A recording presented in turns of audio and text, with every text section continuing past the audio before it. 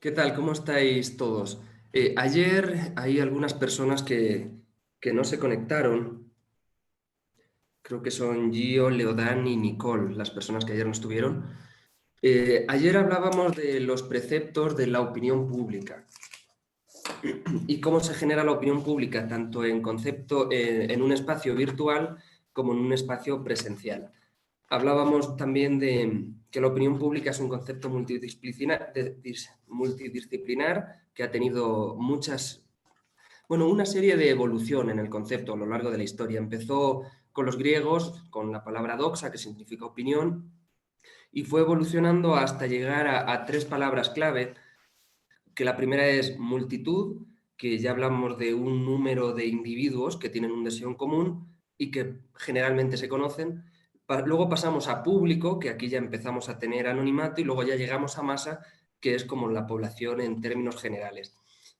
¿Dónde se puede generar? Voy a hacer un pequeño resumen, ¿vale? Para las tres personas que no estaban. La opinión pública empieza como el boca a boca, cuando hablaba la gente con otras personas, puesto que no había elementos como la prensa en papel, que surge a posteriori, pero no es hasta que la prensa en papel realmente hasta el siglo XIX, cuando ya se hace como un medio masivo e incluso se convierte en lo que llamaban el cuarto poder, que de hecho hay muchas películas sobre este concepto. El concepto masa surge surge especialmente en el fascismo, cuando empiezan a analizar con teorías psicológicas a la población en general y empiezan a hacer, no voy a decir experimentos sociales, pero sí empiezan a trabajar con una conducta ya mucho más concreta. Vimos algunas teorías de opinión pública, pero hay una que merece especialmente la pena volver a recalcar, que es la espiral del silencio. La espiral del silencio es cuando una persona, por temor a ser rechazada en público, limita su forma de pensar, evita opinar sobre ciertos temas para que la mayoría la acepte y no la rechace. A esto luego también surgen unos conceptos que son muy similares, como es el sesgo de deseabilidad social. Veíamos que en la espiral del silencio lo que la gente busca es que no me rechacen, pero con el sesgo de deseabilidad yo incluso llegaré a dar opiniones que no están de acuerdo a mis ideales para que el grupo me acepte. Este problema que hay de sesgo de deseabilidad, espiral del silencio, puede causar otro concepto importante, que es la disonancia cognitiva, que es incluso ya un conflicto entre mis ideas y las que me rodean. Y luego, pues tenemos el marco de referencia, que es el concepto de subjetividades que cada uno tiene. Por ejemplo, lo que veíamos es, si una persona ha crecido toda su vida en una familia con la ideología A, va a tener un marco de referencia muy limitado hacia esta opinión. Otro punto importante es la diferencia entre agendas. Agendas, o una palabra quizás más sencilla, intereses. Tenemos un interés público, que es lo que le puede interesar a toda la población en concreto. Tenemos luego la agenda mediática, que es la agenda o los intereses que tienen los medios de comunicación y que van posicionando. Por ejemplo, podemos ver que a veces un medio de comunicación tiene una agenda muy concreta de atacar a una persona, porque puede haber algún interés detrás o alguna motivación de alguno de los periodistas. Luego tenemos la agenda política, que es la agenda que se va marcando desde la Asamblea, desde la Presidencia, desde los distintos partidos, y que ahora en campaña electoral vamos a ver muy marcada, ¿no? El enfoque que cada uno tiene en su agenda política. Vamos a tener unos que se centran más en el empleo y en la economía, otros en el ambiente y en los temas sociales. Y luego la agenda ciudadana, que serían como las demandas de la gente. Cuando vamos más a nivel local, por ejemplo, en una campaña a la alcaldía, las demandas ciudadanas son mucho más evidentes, porque al final yo lo que quiero es que la calle que está debajo de mi casa esté lo más limpia posible. Entonces, entre todas estas agendas van conformando la agenda pública, y cada bloque va a tratar de que su interés predomine sobre los demás. Veíamos que también la opinión pública, a través de todos estos conceptos, se puede moldear, porque al final, si el medio de comunicación mañana empieza a hablar todos los días de una persona que hasta hoy no es conocida, los medios van a hacer que la conozcamos y que tengamos una opinión. Incluso pueden sesgar para ver cuál es esta opinión que quieren que tengamos. También veíamos cómo las redes sociales han facilitado la capacidad de generar opinión, la han acercado a la gente y han surgido un nuevo grupo que antes no se contemplaba tanto, que son los influenciadores, los influencers, influencials, que también han tenido varias denominaciones y que esto se lleva estudiando desde los años 40, pero es ahora cuando surge una nueva red social, que ya hablamos las networks, las virtuales, y puede haber muchos más líderes de opinión. Eso es como un resumen. Bueno, también vimos lo que eran las fake news y cómo surge desde las emociones. Porque cuando hablamos de posverdad, hablamos de una información o aseveración que apela a las emociones, creencias o deseos del público en lugar de hechos objetivos. Creo que esto nos sonará a todos. Igual que nos suena que la política debe ser más emocional si se quiere captar votantes que racional, porque el público y el elector no tienen, primero, no tiene el deseo ni el tiempo de empaparse de todas las propuestas. Raras son las personas que se ponen a analizar los planes de gobierno, sino que al final se dejan llevar por criterios personales, como puede ser yo soy de ideología tal, me centro en tal persona. En la última clase también veremos cómo funciona la ideología. Y luego si una persona me cae bien, me cae mal, hay veces que por el hecho de, bueno, siempre se dice yo no votaría por un banquero, por ejemplo, eso es un concepto muy emocional. Y cómo esta posverdad de las fake news influye en que haya fake news, porque al final yo tengo un concepto previo y cualquier información que vaya en ese sentido a mí me va a causar mayor interés. Vimos que, por ejemplo, con el COVID el número de fake news se multiplica prácticamente por 2 en Estados Unidos, donde hicieron un análisis, pero incluso este aumento tan desproporcionado del número de fake news hace que, por ejemplo, en Estados Unidos el 28% de los adultos estadounidenses no quieran vacunarse de la vacuna del COVID, de la primera al menos, porque creen que le van a implantar un microchip. Creo que hay muchas teorías de las vacunas y, bueno, al final se van generando a través de fake news porque son elementos preconcebidos de la gente. También vimos algunas estadísticas de cómo ha sido la navegación en Internet, cuánto tiempo pasan antes de la pandemia, durante la pandemia, en las últimas fases de la pandemia.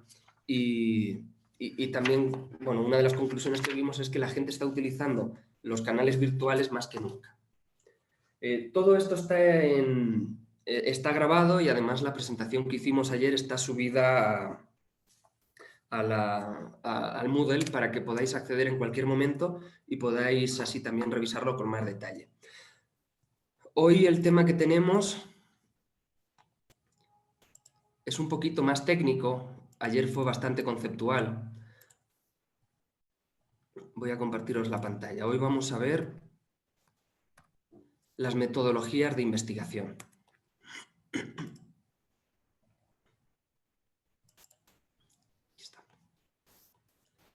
Esta sesión se llama Metodologías de investigación aplicadas a la comunicación y marketing político, herramientas cuantitativas y cualitativas.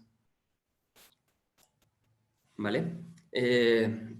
Entonces, cuando nosotros hablamos de investigación, vamos a ver que para poder diseñar estrategias siempre tendremos que basarnos en uno de estos 3 aspectos. Bien sea la investigación cualitativa, que tiene varias metodologías, cuantitativa, que la encuesta es la que predomina, y en el análisis de contenidos ya estamos hablando de análisis de textos, etcétera, como por ejemplo ahora sería comparar las propuestas que emiten los distintos candidatos. En cuanto a la metodología cualitativa, retrocedamos un poquito. ¿Cuál diríais que son las diferencias entre una investigación cualitativa y cuantitativa?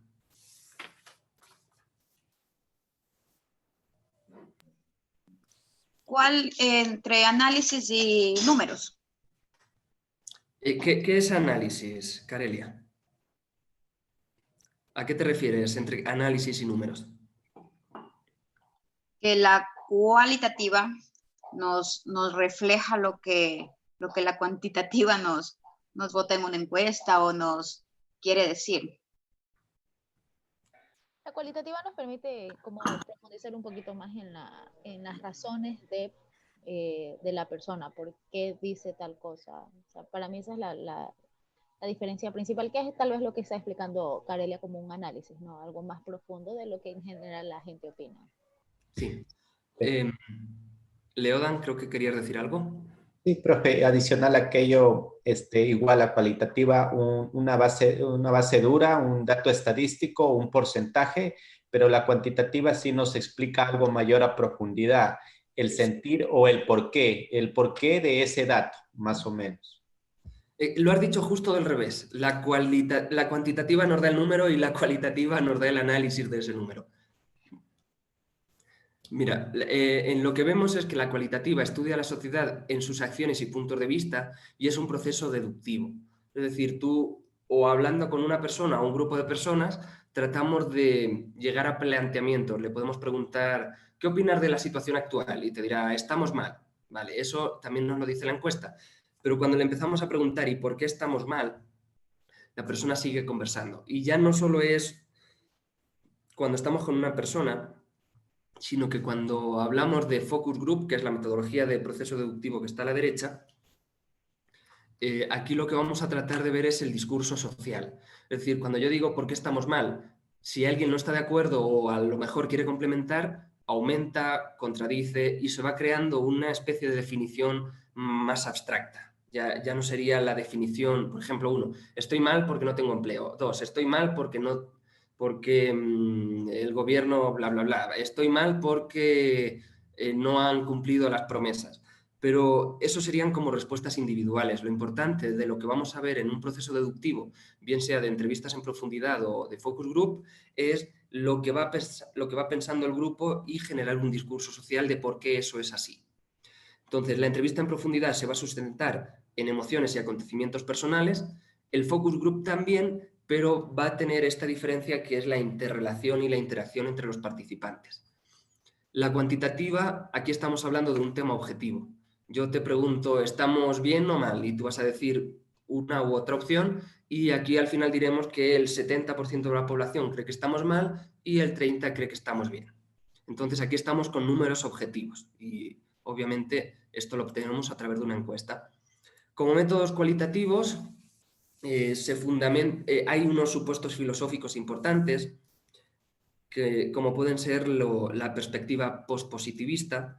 Una perspectiva positivista, como sería en la encuesta, lo que afirma es que el único conocimiento auténtico es el conocimiento científico. Para el estudio implica que hay que estudiar los hechos sociales como cosas objetivas. Es decir, la perspectiva positivista habla de cosas y números. Sin embargo, la postpositivista lo que dice es acepta las teorías previas, pero dice que los antecedentes, el conocimiento y los valores del investigador también pueden influir en lo que se observa.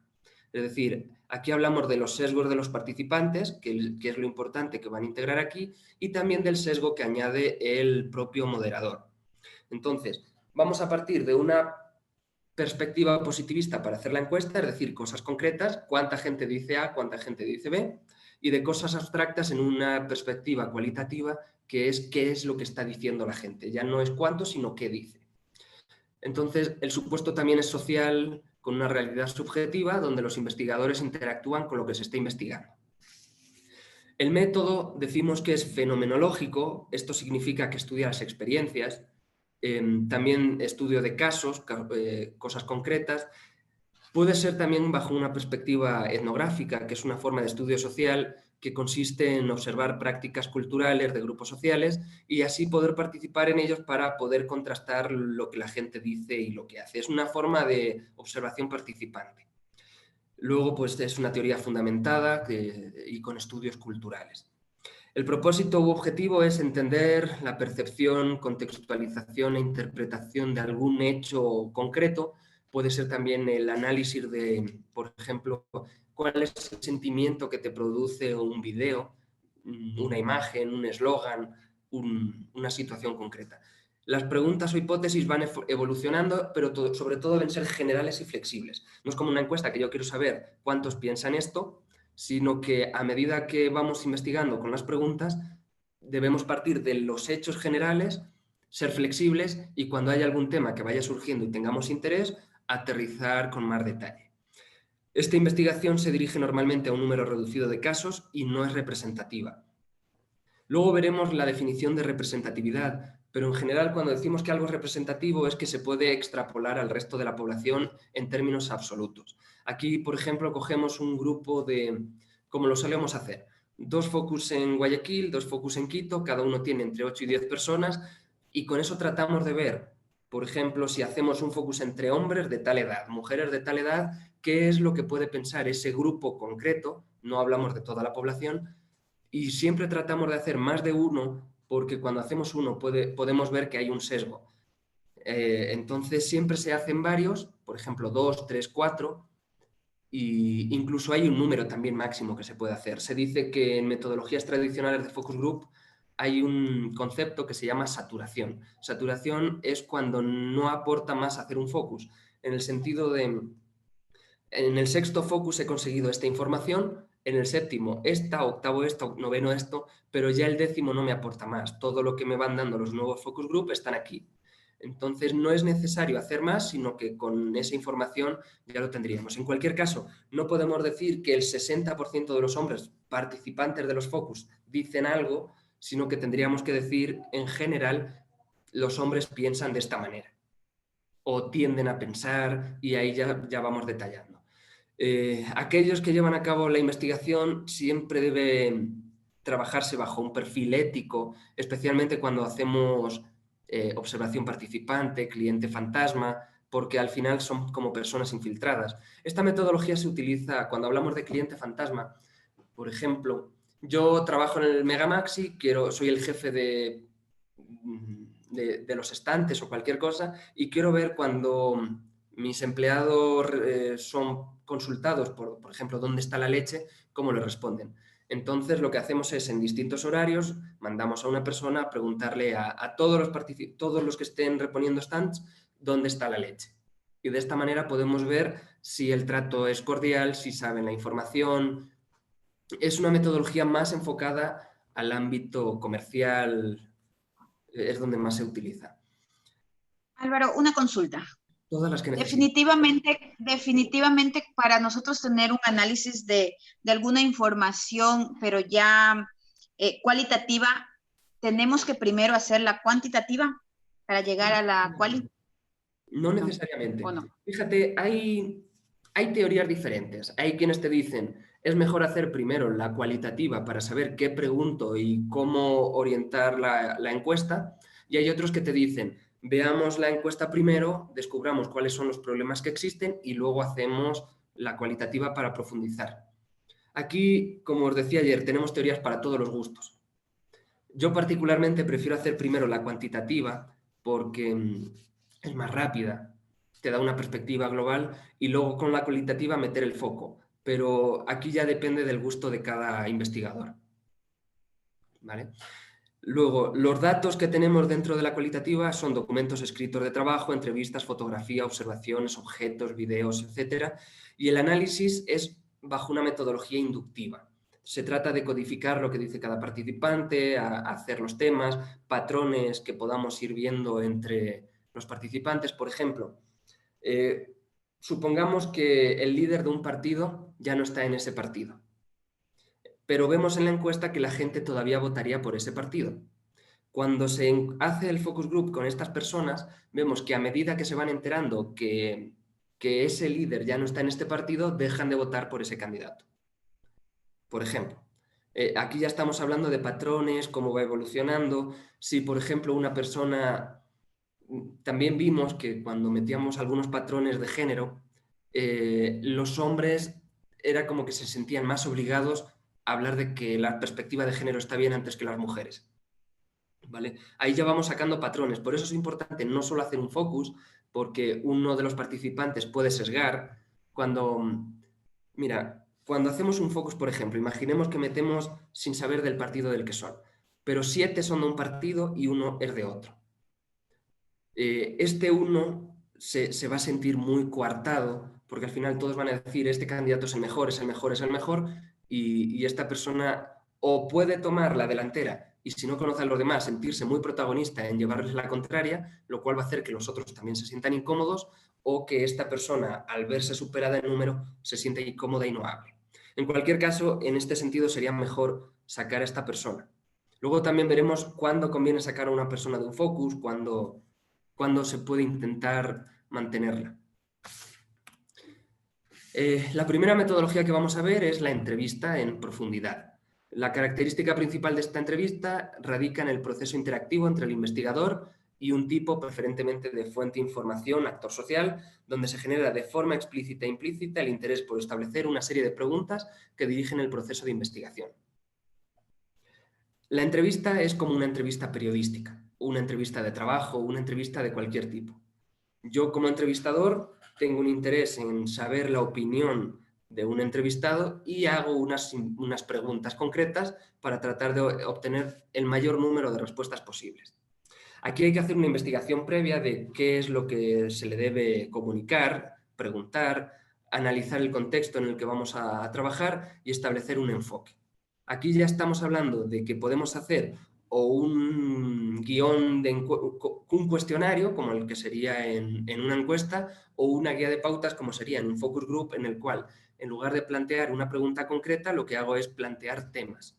Y en función de cómo va evolucionando el tema, yo planteo las preguntas. Y obviamente, cuando ya terminamos todo el proceso de la entrevista, se hacen análisis y conclusiones. El objetivo de esta entrevista es buscar información, como en cualquier metodología de las que vamos a ver hoy, sobre opiniones, acontecimientos históricos y a veces también de la vida personal. Aquí vamos a tratar de sustentarnos en reacciones emocionales y en reacciones en general de las personas frente a situaciones de vida o hechos. Aquí vamos a tener dos formas de preguntar, como os decía antes. Única, que nos va a ayudar a esclarecer qué es lo que opina la gente, y la múltiple, en la cual vamos a tratar de ser más abstractos. ¿Cuándo se hace una y cuándo se hace la otra? Por ejemplo, cuando yo tengo que hacer, cuando simplemente quiero conocer la perspectiva de empresarios, vamos a utilizar una metodología muy similar a la de las encuestas. ¿Por qué utilizamos esta metodología? Porque una encuesta a personas de clase alta o a empresarios es prácticamente imposible. Cuando hacemos una encuesta siempre decimos, debemos, por ejemplo, la clase alta o muy alta en este país es el 0,2%. Este 0,2% no va a responder una encuesta en su vida. Hay que ser realistas, no lo van a responder. Entonces, la metodología que se plantea es una entrevista en profundidad, que es hacerle casi el mismo cuestionario, pero se le va a dar un regalo, ¿vale? Un incentivo. Aquí también hay que buscar cómo te refieren a la persona. Esto también se puede hacer cuando en una empresa, cuando queremos, por ejemplo, saber si mi producto va a gustar a los directores de marketing de cada empresa. Yo como empresa no lo puedo hacer porque vamos a crear quizás un sesgo a la hora de contratar y contratan a una empresa de investigación para que vaya a las empresas que le interesan a hacer una entrevista en profundidad solo al director de marketing. De esta manera se le hace el cuestionario y se le dice que primero tienes que pedirle permiso al director de talento humano o al gerente y se le hace una entrevista como la de una encuesta. La múltiple es bastante diferente porque lo que vamos es a comprender por qué algo es como es. Por ejemplo, esto se puede hacer más en el ámbito médico. Cuando yo quiero saber por qué mi medicamento se vende menos que el medicamento de otro.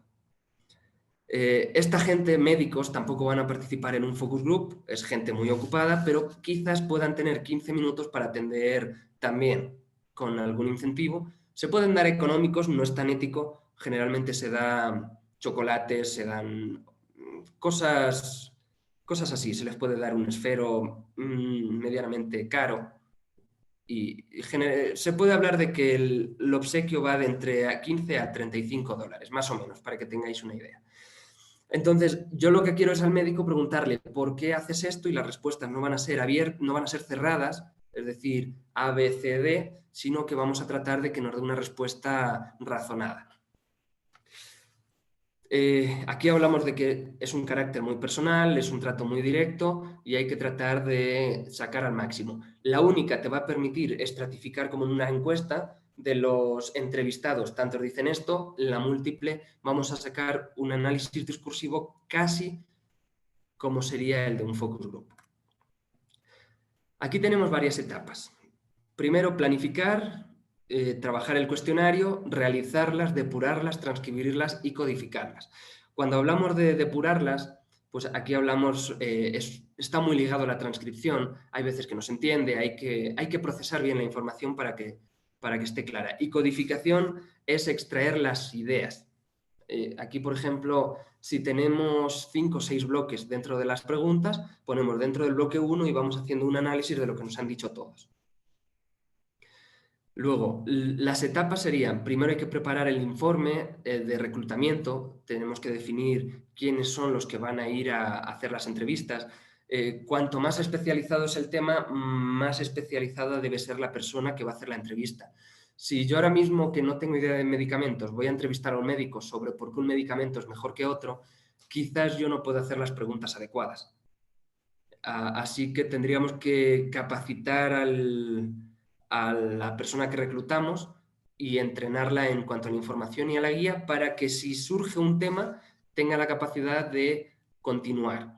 No podemos dejar que el entrevistador ante una palabra que no conoce se quede en blanco. Tenemos que prever cuáles son las palabras que van a salir, porque aquí estamos hablando de temas muy especializados. La entrevista en profundidad no se la haríamos por ejemplo, a trabajadores en términos generales, sino que ya sería algo muy específico. Por ejemplo, carpinteros de madera o personas que plantan madera de tal árbol, ¿vale? Y así, como son públicos muy especializados, descubrirlos a través de una encuesta es muy difícil, porque la encuesta al final lo que hacemos es una estratificación aleatoria. Aleatoria quiere decir que, por ejemplo, nos van a tocar casi el mismo número de hombres que de mujeres, que de personas de 16 a 25 años o a 20 años van a ser el 8%, pero cuando queremos algo tan específico como del sector tal, el empleado tal, la única forma es entrevistas porque hay que ir directamente allí. Aquí lo que estaríamos añadiendo sería un sesgo porque solo queremos a un público. Luego también definiremos la palabra público. Luego ya hacemos la entrevista, que aquí lo que el entrevistador siempre debe evitar es hacer comentarios personales y procurar llenar todos los datos. Ventajas, vamos a tener una profundidad bastante amplia y desventajas, no vamos a poder tener un registro histórico porque la muestra no es suficiente y los entrevistadores pueden no tener la suficiente experiencia como para explicar adecuadamente las preguntas, en el caso de que el entrevistado dé una respuesta, mantener esa línea para profundizar más, etc. ¿Cómo veis hasta aquí las entrevistas en profundidad? Álvaro, y dentro de las entrevistas, cuando no se... O sea, todo viene codificado, ¿verdad? En una entrevista. Todo se tendría que hacer codificado. Depende. La codificación va... Si tú quieres una encuesta muy codificada, tú lo que vas a hacer es tener preguntas muy concretas. Las respuestas van a ser muy concretas. Por ejemplo, si yo te digo, ¿cómo ves la situación del país? Y tú tienes que marcar si está bien, mal o regular, ya estás codificando mucho. Ahora, si yo te pregunto simplemente cómo valoras la situación del país, ya estás esperando que te den una justificación, ¿vale? ¿Qué hacemos en la codificación de estos análisis? Podemos ver, por un lado, palabras clave. Por ejemplo, imagínate que los doctores empiezan a utilizar una palabra continuamente. Supongamos que es hospitales, ¿vale? Que es una palabra que has hecho algunos otros estudios, que no sale, y tú dices, oye, los médicos hablan mucho de la palabra hospital y haces un análisis en torno a la palabra hospital. Si tienes un sector que habla positivamente de algo, otros que hablan negativamente de algo, sí es bueno especificar cuál es el perfil de los que hablan bien, cuál es el perfil de los que hablan mal. Básicamente como sería en una encuesta. Aunque tengamos respuestas abiertas, tú puedes valorar si la respuesta es positiva o negativa en cada ámbito, porque al final te puede decir, estamos peor que antes, negativo, estamos mejor que antes, positivo. Y puedes hacer también un ejercicio medianamente cuantitativo de transferir conceptos cualitativos a números. Lo aconsejable es tener ambos análisis y decir, por ejemplo, Los doctores de ciudades grandes tienen esta perspectiva, los doctores de ciudades pequeñas tienen esta. Los doctores que recetan tu producto proceden más de esta zona y lo describen así. Los doctores que no te lo prescriben es por estos motivos y de esa manera vas codificando ya los resultados.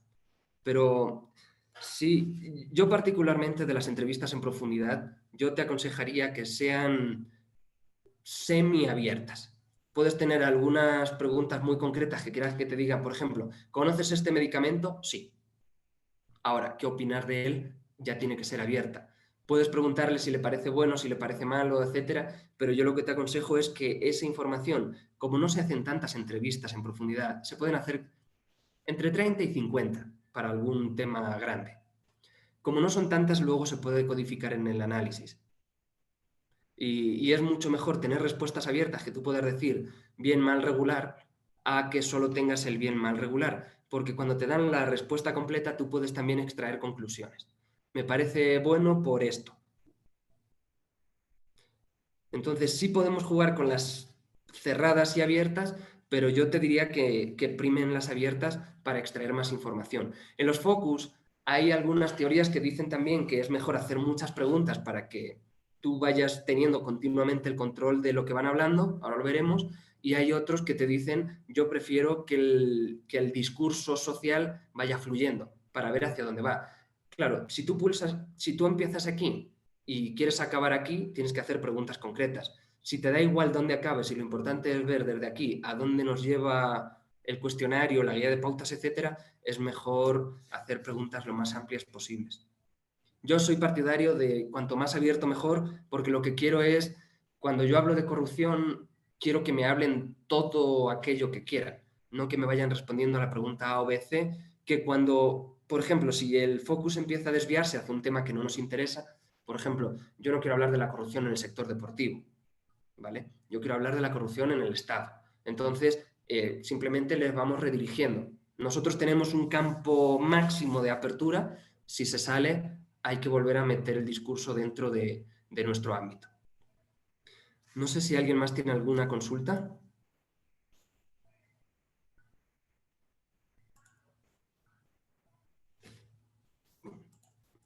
Pues, Yo tengo una consulta con respecto a esto de las encuestas. Al momento de tener una encuesta con varias preguntas cerradas, o sea, mi duda va con respecto a los resultados, ¿no? Al momento de hacer el análisis cuantitativo y cualitativo. Si tengo una encuesta con varias preguntas cerradas, esto puede resultar en ser cuantitativo, ¿verdad? Pero ¿hablamos al de una momento de entrevista tener o una encuesta? entrevistas con preguntas más abiertas e incluso un focus group, estos ya podrían venir a ser resultados cualitativos. Estamos hablando de la entrevista. En entrevistas en profundidad, la idea es que la información sea cualitativa. Hay algunas teorías que también te dicen que cuando es un público muy específico, sí se le puede hacer un cuestionario similar al de una entrevista, tratando de dejar 3 o 4 preguntas que sean netamente abiertas.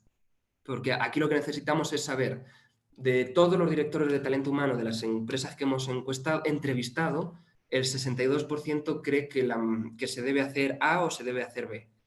Y luego con las preguntas abiertas puedes ir razonando por qué piensan de esa manera.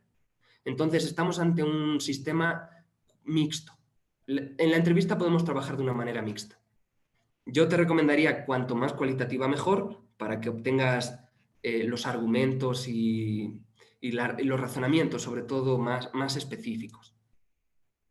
Pero si te piden muchas, a veces tienes que optar también por cuantas más entrevistas haces, generalmente se hace más cuantitativa. Porque si te piden 200 entrevistas en profundidad, por ejemplo, para tener una representatividad territorial mínima, una representación mínima, al final codificar tantas es muy difícil. Entonces, ahí sí es necesario una parte cuantitativa. Pero si te piden, por ejemplo, 20 médicos del norte de Quito, entonces de esta manera sí puede ser mucho más cualitativa. No sé si respondí bien a tu pregunta.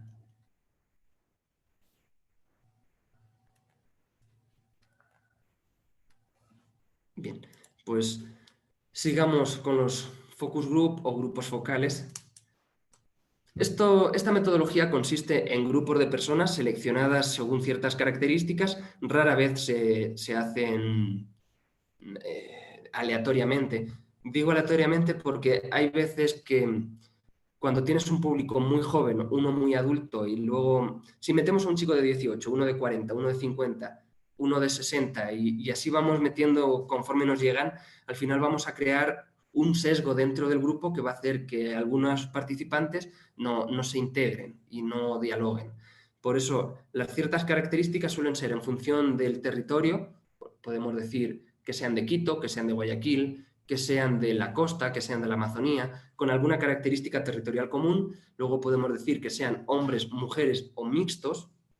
Funcionan bien de cualquiera de las maneras, pero cuando estamos en algún segmento muy concreto, sí es mejor separar hombres de mujeres. Por ejemplo, si trabajamos en algún segmento de clase, sobre todo en ámbito rural y queremos hacerlo con población indígena, las mujeres, si hay hombres, van a participar menos.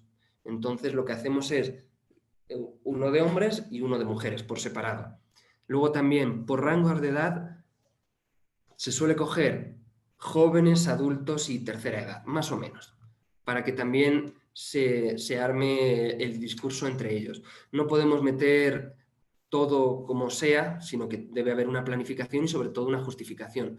Supongamos que cuando yo estoy haciendo una campaña electoral, digo, yo quiero llegar a los jóvenes. Ok, cogemos jóvenes y podemos definir qué segmento de edad de jóvenes, porque podemos decir de 16 a 18 para tratar de que, como es un público que tiene voto facultativo, puede votar, no puede votar, yo quiero ver de qué manera con vídeo o mensajes puedo activarles. Entonces voy a decir, voy a coger jóvenes de Guayaquil de 16 a 18 años, de 16 a 17, porque el de 18 tiene que votar sí o sí, y voy a empezar a preguntarle cuáles son los conceptos que más le gustan de la política, por qué no le gusta la política, qué tendría que ocurrir para que ellos participen, si le pongo 2 o 3 mensajes en videos, cuál le motiva más a participar, y de esta forma podemos ir concretando cuál es nuestra estrategia en el ámbito de videos, en el ámbito de mensajes en redes, etc. El desarrollo se inicia desde el momento mismo que se elabora el guión de pautas, guión de temáticas, guión de preguntas, guía de pautas, tiene el nombre que cada investigador le quiera poner. Y aquí vamos poniendo las condiciones y experiencias personales de los entrevistados para poder ver cuál es el enfoque que tenemos que plantear. El propósito es lograr una información asociada a conocimientos, actitudes, sentimientos, creencias, experiencias que no serían posibles obtener, por ejemplo, con la encuesta o con la observación participante o con la entrevista personal.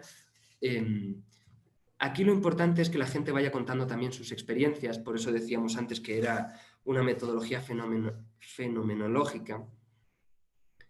Y supongamos que vamos a preguntarles cómo ven la situación del país y nos empiezan a hablar de deudas, nos empiezan a hablar del sistema educativo está colapsado, el sistema de salud está funcionando muy mal. Aquí lo que necesitamos es que ellos nos vayan contando experiencias.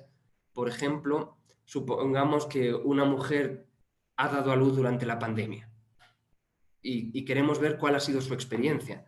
De hecho, cuando la referencia a que ella diga que el sistema de salud está mal desde la perspectiva de una mujer embarazada que ha dado a luz en la pandemia es súper representativa y hay que tratar de sacar al máximo.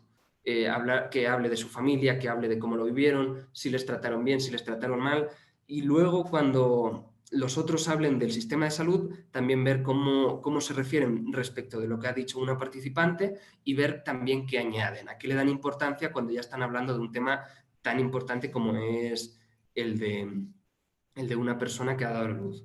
Luego, cuando hablamos de la pobreza, del pago de deudas, lo importante no es que digan lo que opinan, porque cuando se hace un focus generalmente hablamos en abstracto. Pobreza hay más. El pago de deudas está mucho peor que antes porque hay desempleo. Pero lo que tenemos que tratar no es que hablen de lo abstracto en global de la sociedad, sino que vayan, a medida que van avanzando en lo abstracto, dando posicionamientos concretos. Por ejemplo, en uno de los últimos focus que hicimos,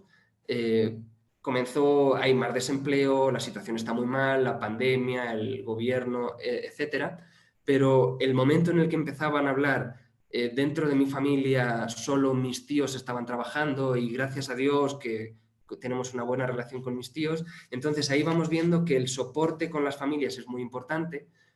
También vemos que la perspectiva de deudas es muy importante a la hora de hablar de empleo y de cómo ganarse la vida, de cómo aumenta la inseguridad por este desempleo y la necesidad de pagar deudas. Y lo importante aquí es también que vayamos unificando todos los temas que van saliendo para crear un discurso. Un discurso que puede ser, de hecho esto es uno de los descubrimientos, que hay problemas económicos, hay problemas de empleo, de salud y de educación, pero prima uno sobre todos. Y prima uno sobre todos que no se detecta en las encuestas. Si bien en las encuestas aparece con mediana importancia, pero cuando tú le dices a la gente cuál es el principal problema del país, te hablan de economía, empleo, pandemia y luego ya venimos a la corrupción. Sin embargo, cuando a medida que va avanzando el focus group, lo que vamos viendo es que la corrupción es casi tan importante como la pandemia, porque por la corrupción han ocurrido ciertas cosas, por la corrupción se ha dañado el sistema de salud, la corrupción ha hecho que los kits alimenticios, etcétera, y al final la corrupción es casi tan o más importante desde esta perspectiva que desde la perspectiva de una encuesta. Porque, claro, yo quiero empleo, pero la causa de que yo no tenga empleo es la corrupción. Ahí tenemos que ir vinculando, sobre todo para crear luego el discurso público, el discurso mediático. En un ámbito no político, por ejemplo, podemos poner sobre un producto médico una bebida energética, pongamos.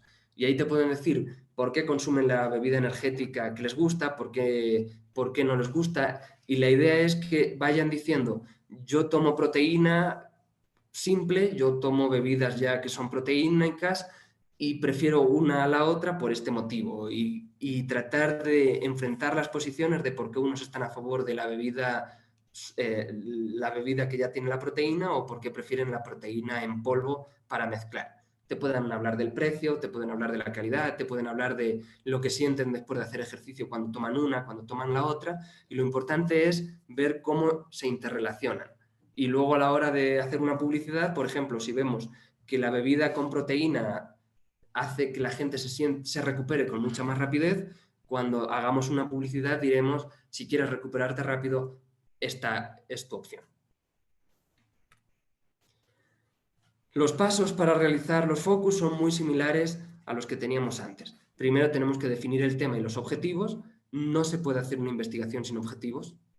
Identificar los participantes potenciales, podríamos decir jóvenes de la costa, jóvenes de la sierra, hombres, mujeres. Vamos clasificando por targets. Preparamos a un moderador que también hay que calificarle un poquito para que tenga un conocimiento general de todo lo que se vaya a tratar. Escoger un lugar para el grupo focal. Hay varias formas de hacer los focus. El focus tradicional parte de reclutar a 6 a 12 participantes que van a recibir siempre un incentivo. El incentivo suele ser dinero directo o una tarjeta de regalo y tenerlos entre 1 hora y media y 2 horas con el moderador en una sala de hotel, generalmente se hace.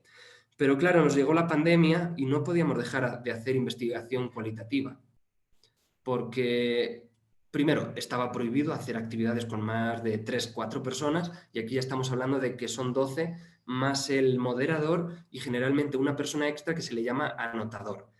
El anotador es una persona tremendamente importante porque va a ir anotando todas las ideas que van surgiendo a lo largo del focus para luego a la hora del análisis tener ya una guía de cómo realizar.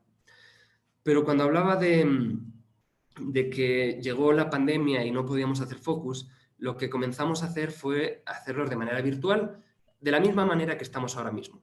Cada uno estaba en su casa, el moderador también, y de hecho, os voy a ser sinceros, el reclutamiento de los participantes de manera virtual es mucho más sencillo, porque el tradicional generalmente se hace a las 10 de la mañana en un hotel. Se les suele recoger y se les lleva. Pero aquí ya tenemos un sesgo de entrada, y es quién puede a las 10 de la mañana participar en un focus en un hotel que además se tiene que desplazar y en esencia van a perder toda la mañana. Pueden participar estudiantes que están en vacancia, personas sin empleo o jubilados, por así decirlo. Sin embargo, lo que yo quiero es tener una perspectiva global de toda la población.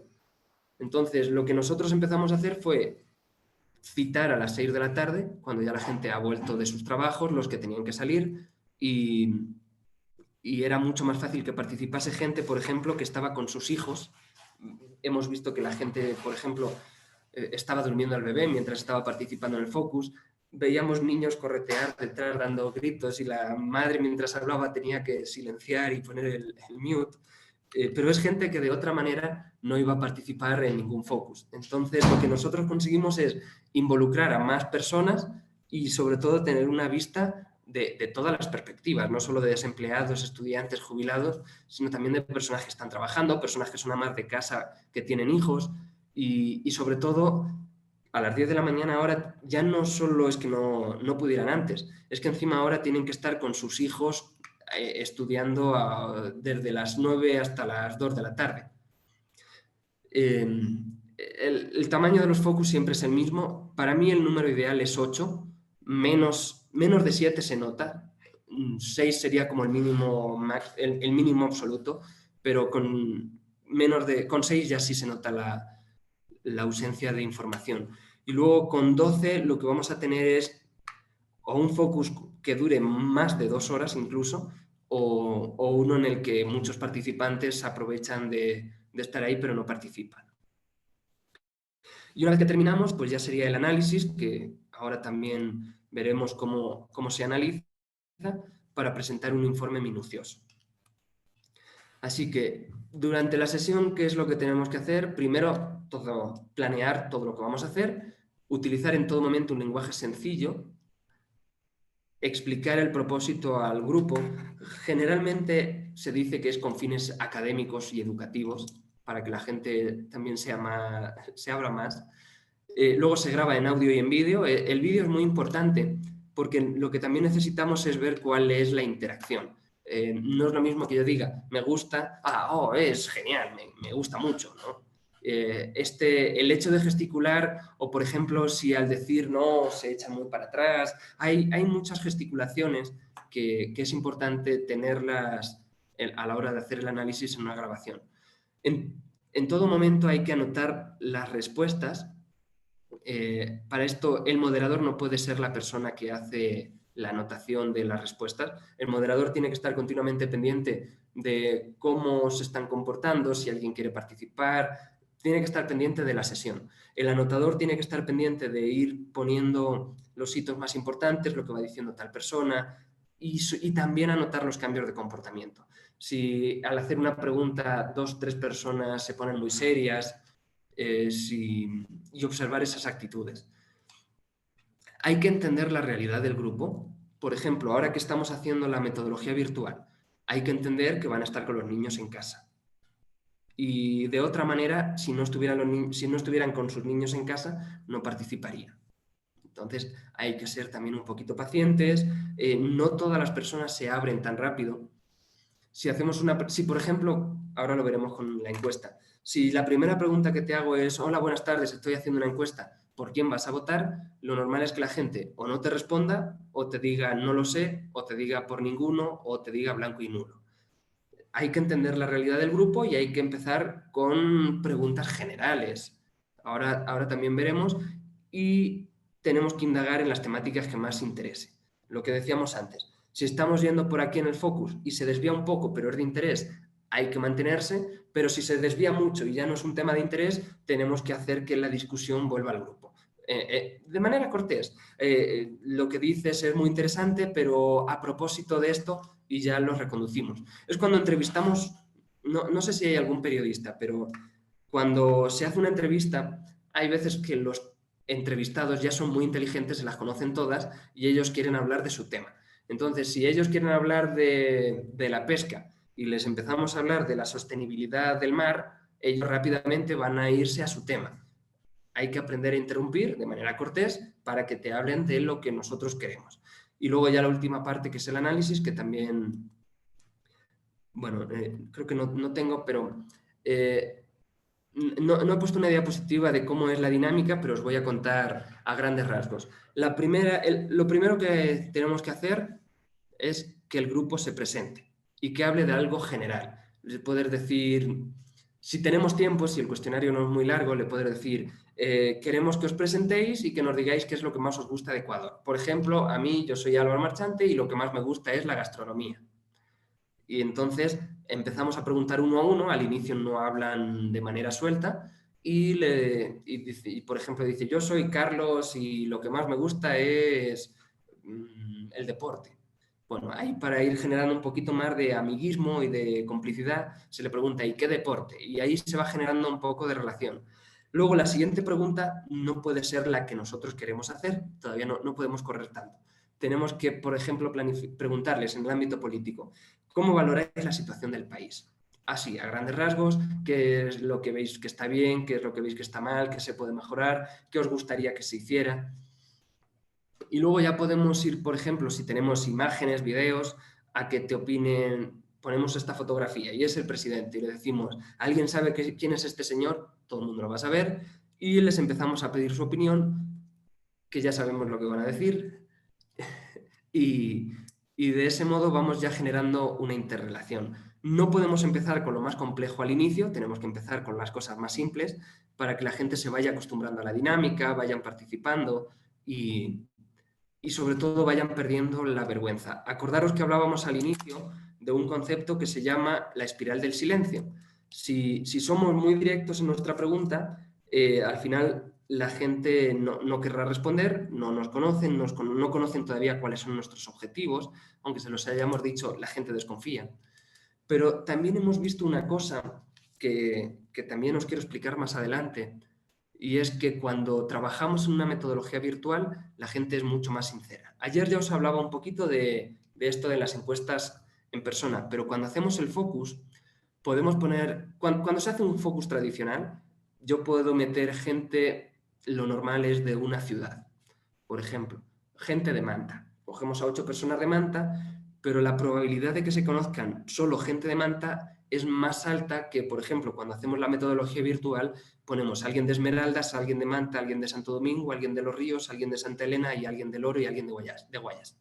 De esta forma, cuando la gente ya incluso escucha que su forma de hablar es diferente, ya van a saber incluso Esther de Manaví, Esther del Oro, etcétera, empiezan a abrirse más, porque el hecho de que no se puedan conocer de ninguna manera hace que incluso algunos no ponen su nombre, en vez de poner, por ejemplo, aquí Gio Gasteichi, puede poner Carla Manzanares, ¿vale? Entonces la gente siente que todo es anónimo, obviamente hay que explicarle que aunque grabemos en audio y en video, esa información no va a ser pública bajo ningún concepto. De hecho, a la hora de firmar con el cliente, eso es una cláusula que hay que poner siempre. Toda la información es confidencial, no se puede hacer pública. Se pueden hacer públicos los resultados, pero no la interacción de la persona que está en la dinámica. Y entonces con los focus groups hemos visto una cosa. Antes os hablaba de la saturación. La saturación es cuántos focus groups necesitamos hasta que llegamos a un punto en el que prácticamente no se añade nada nuevo de información o se añade muy poco. Con una metodología tradicional, académicamente se habla de que llegados a 13 no se añade prácticamente nada. De hecho, un estudio utilizaron 20, en el 14, 15, 16, 18 y 20 no encontraron nada nuevo, solo en 2, desde el 13 hasta el 20, encontraron cosas extra, pero de poco interés.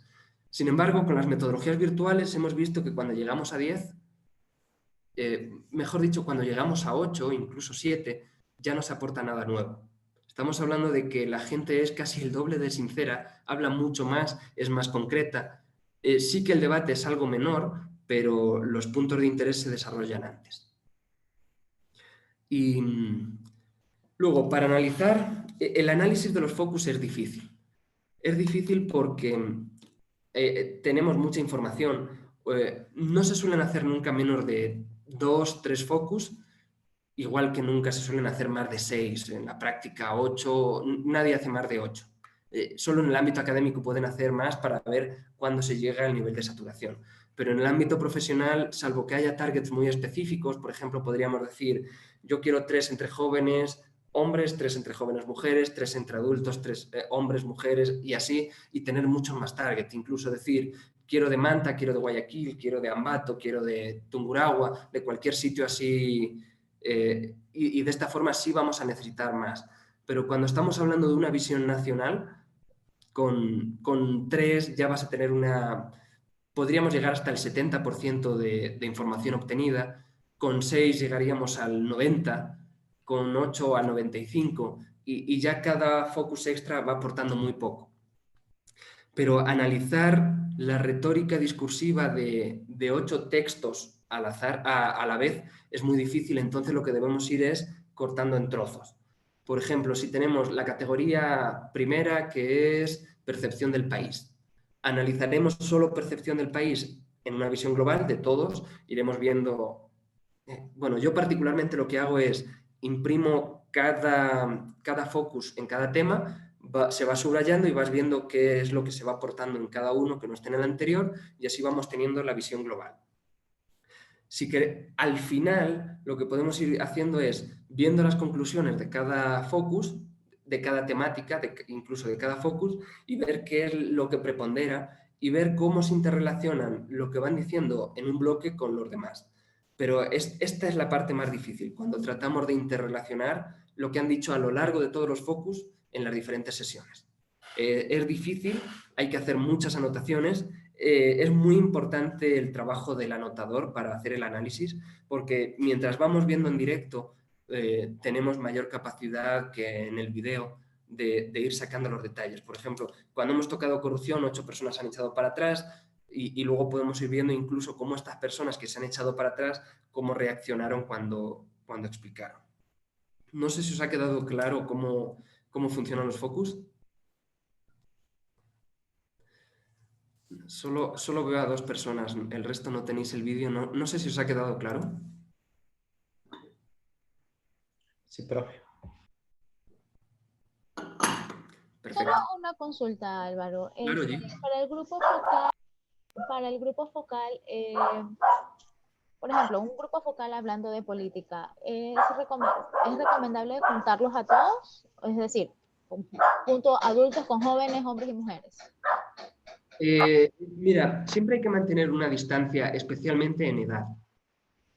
La edad es muy importante. Mira, si pones a jovencitos, los más jovencitos de 16 años, con gente de 45, que ya tienen una opinión formada de la política y han votado varias veces y, vamos a decir, ya están más descontentos, van a meterle casi seguro una actitud negativa al focus que el chico de 16 años no va a entender. Entonces, siempre se suele separar por edades. Mira, en los últimos trabajábamos desde 18 a 29 años, por ejemplo, un bloque. De 30 a 45. De 45 a... Desde 45 ya sí puedes meter hasta que sigan vivos, ¿no? Puedes meter personas de 60, 70 años. Pero sí es bueno que los más jóvenes no se involucren con los más adultos porque tienen menos opinión. Yo con 16 años, pues es que casi no sabía el nombre de los partidos políticos, y menos ahora que tenemos 17, 18 más los provinciales. Sí es bueno hacer una distinción por edad. Luego, cuando tenemos condiciones muy específicas, lo que os decía antes, el sector indígena. Si haces un focus en el sector indígena y mezclas hombres y mujeres, vas a tener un sesgo muy fuerte. Las mujeres generalmente se van a subrogar a lo que digan los hombres. Esto ya lo hemos visto por experiencia. Si bien es cierto que hay mujeres indígenas que van a tener el ímpetu de algún hombre hablando de política, pero lo normal es que la mujer indígena tenga menos interés todavía que el promedio nacional, que es bien bajo. Pues, entonces, ahora vamos a pasar a la metodología cuantitativa, que aquí lo que prima es la encuesta, es el análisis de datos. Aquí estamos hablando de la perspectiva positivista, como os comentaba antes, que es estudiar hechos concretos, hechos no abstractos. Es cierto que en una encuesta podemos tener preguntas abiertas, pero también para temas muy puntuales. ¿Cuándo meto yo, por ejemplo, preguntas abiertas? Cuando no sabemos todos los candidatos y te digo, ¿por qué candidato votarías? Y pones la opción otro. La opción otro, generalmente te sale un desplegable y te dice cuál, otro cuál. Y ahí te pueden decir algunas cosas. Por ejemplo, aquí lo que vimos, para lo que nos servía esta opción otras, cuando estábamos en mitad de la pandemia, vimos un pico en el cual la gente escribía Yunda. Muchos escribían Yunda. Muchísimos, de hecho. Llegaba hasta el 5% de una encuesta grande.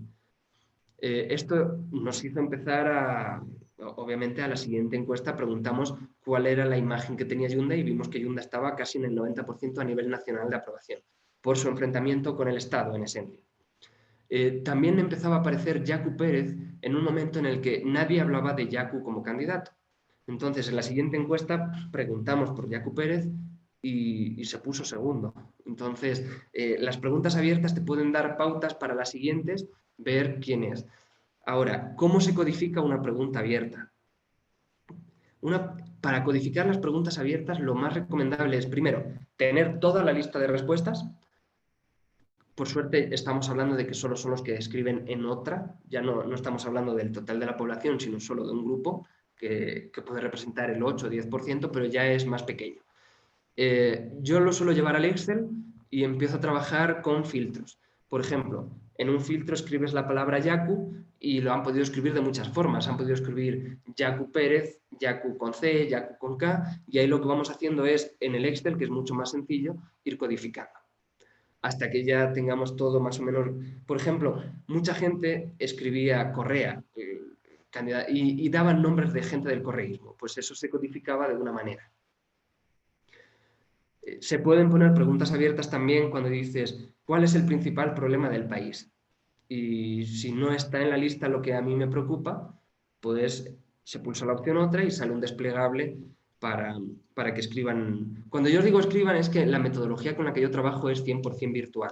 Ahora vamos a ver un poquito más adelante cómo se puede hacer un cuestionario y las distintas opciones de codificación de preguntas.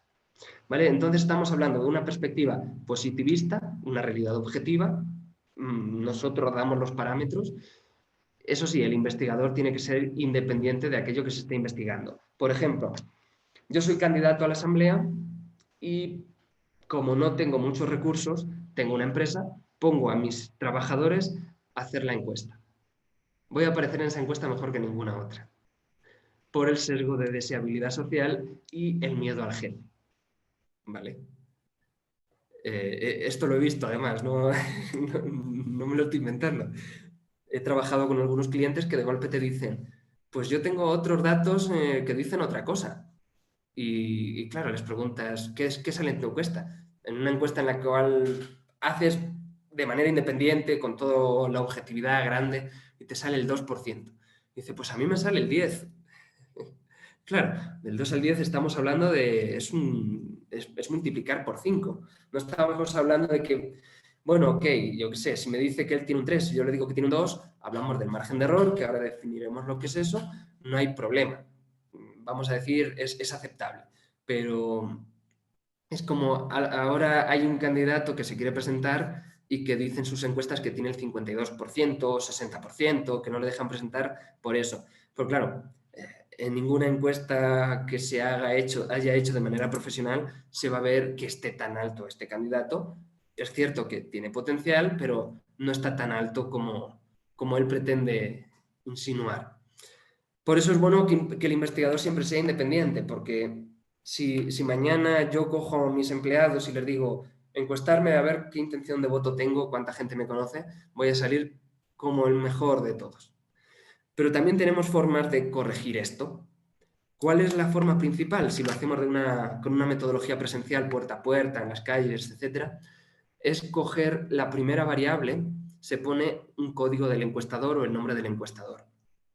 Y luego lo que podemos hacer es ver cuánta gente responde de tal manera a X pregunta en función de quién es el encuestador. Así que podemos ver que en un encuestador a mí me valora bien el 50%, y vemos en otro que solo me valora o me conoce el 3-4% de la población. No quiere decir que el de abajo esté mal. Casi seguro lo que quiere decir es que el de arriba está mal, pero fijaros, aquí tenemos que trabajar, me adelanto mucho, con la campana de Gauss. No sé si alguna vez habéis visto este gráfico que está aquí. Este gráfico que está aquí solo marca en azul el centro desde esta línea roja. ¿Qué significa lo que está al lado izquierdo y al lado derecho en blanco? ¿Alguien lo sabe?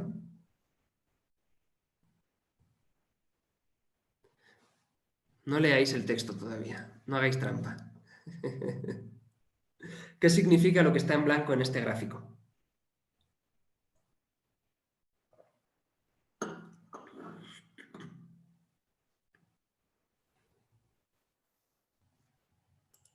No lo recuerdo, Álvaro. Sé que en algún momento lo vi, trabajé con eso, pero ahorita no lo recuerdo. Bien.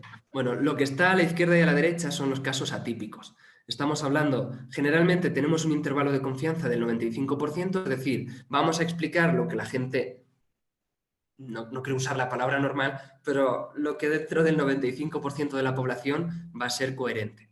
Aquí tenemos, por ejemplo, casos, imaginemos que preguntamos sobre qué opinas de la lotería y tenemos una persona que le ha tocado 10 veces la lotería. Va a estar aquí. Claro, él te va a decir, la lotería es lo mejor del mundo. Pero, o otra persona que lleva apostando a la lotería 50 años de su vida y no le ha tocado nunca ni el último número. En España se le llama reintegro. Nunca le ha tocado esto, pues claro, va a hablar pestes de la lotería. Pero en términos generales se explica lo que opina el 95% de la población o el 99%. Ahora vamos a hacer también un ejercicio y me vuelvo a lo anterior para no desviarnos mucho. Que aquí estábamos hablando de las encuestas. En términos generales vamos a explicar siempre una parte concreta de la población, no podemos explicar lo que hacen todos. Sin embargo, es importante, en el ámbito médico-farmacológico, cuando te dicen que tiene un nivel de confianza del 95%, un medicamento que se va a tomar millones de personas, estamos hablando de que decenas de miles, cientos de miles, o si ya hablamos de cifras mayores, podrían no ser beneficiadas o serían perjudicadas. En medicina no podemos hablar de un nivel de confianza del 95 y un margen de error del 3. En medicina hablamos como mínimo de nivel de confianza del 99 y margen de error que debe ser de 0, pero claro, para llegar a 0, necesitamos una muestra que supere los 8.500 casos. Ya estamos hablando de muestras que son muy grandes. Ayer hablábamos de que hacían encuestas mucho más grandes, no en la antigüedad, pero las primeras encuestas relativamente científicas que adivinaban quiénes eran presidente en Estados Unidos tenían hasta 2 millones de encuestados. Era con una metodología distinta, eran tarjetas que se mandaban de manera postal y se recibían. Pero era un mecanismo muy lento analizar tanto. Sin embargo, luego ya empiezan metodologías con 3.000, 4.000, 5.000 casos que adivinan de la misma manera el resultado. Pero bueno, aquí estamos hablando de que tenemos un método que es experimental o casi experimental, basado en un sujeto y en una descripción, se permite la comparación y la correlación. La correlación es la relación que hay entre dos variables. Supongamos que tenemos la variable A y la variable B y podemos ver si a medida que uno aumenta, el otro aumenta, a medida que el uno desciende, o de qué manera se comportan. O si a medida que este aumenta, el otro se mantiene siempre estable. Esto nos permite, por ejemplo, comparar a medida que aumenta la imagen de Lasso, baja la de Rafael Correa. ¿Vale? Ahí ya tendríamos que esto bueno, vamos viendo, ¿no? Y ahí ya podemos ir haciendo correlaciones entre variables. El propósito es la generalidad. Aquí queremos decir, el 20 y tantos % de la población vota por tal candidato. El X% de la población está indecisa. Aquí queremos llegar a ese nivel. Luego podemos extrapolar, por ejemplo, decir, entre los hombres la indecisión es tanto, en las mujeres es tanto, y aquí lo que buscamos es explicar y predecir. Las preguntas o hipótesis, lo que ya os contaba. ¿A quién va dirigido? Se selecciona una muestra al azar. Ahora veremos también cómo seleccionar la muestra y qué es una muestra. Aquellos que llevan a cabo la investigación, de nuevo, debe ser con ética, no podemos poner a nuestros empleados. Y justo lo que os contaba antes, no podemos coger a nuestros empleados y ver, sin ver esa curva de qué es lo de los empleados, si los que tienen muy poco, los que tienen demasiado, hay que eliminarlos. De entrada hay que eliminarlos. De esta forma vamos a ser más objetivos, distantes, imparciales y sobre todo neutros. Por ejemplo, si hacemos una encuesta deportiva y todos nuestros encuestadores son del Barcelona, es muy probable que en los resultados el Barcelona esté inflado. ¿Vale? Cuando digan, ¿cuál es tu equipo de fútbol favorito? Claro, si yo voy encuestando y me dicen Liga de Quito, Emelec, Nacional, no sé qué, y llevo 5 que no me han dicho ninguno de Barcelona, al sexto, si no me dicen Barcelona, es posible que el encuestador ponga Barcelona. Entonces, siempre hay que tratar de poner gente que no tenga un interés. Obviamente no se puede hacer encuestas con militantes de un partido ni con empleados. El análisis de datos, aquí hablamos de deducción y es un proceso estadístico. Ahora, la encuesta no nos sirve en un periodo de tiempo muy amplio.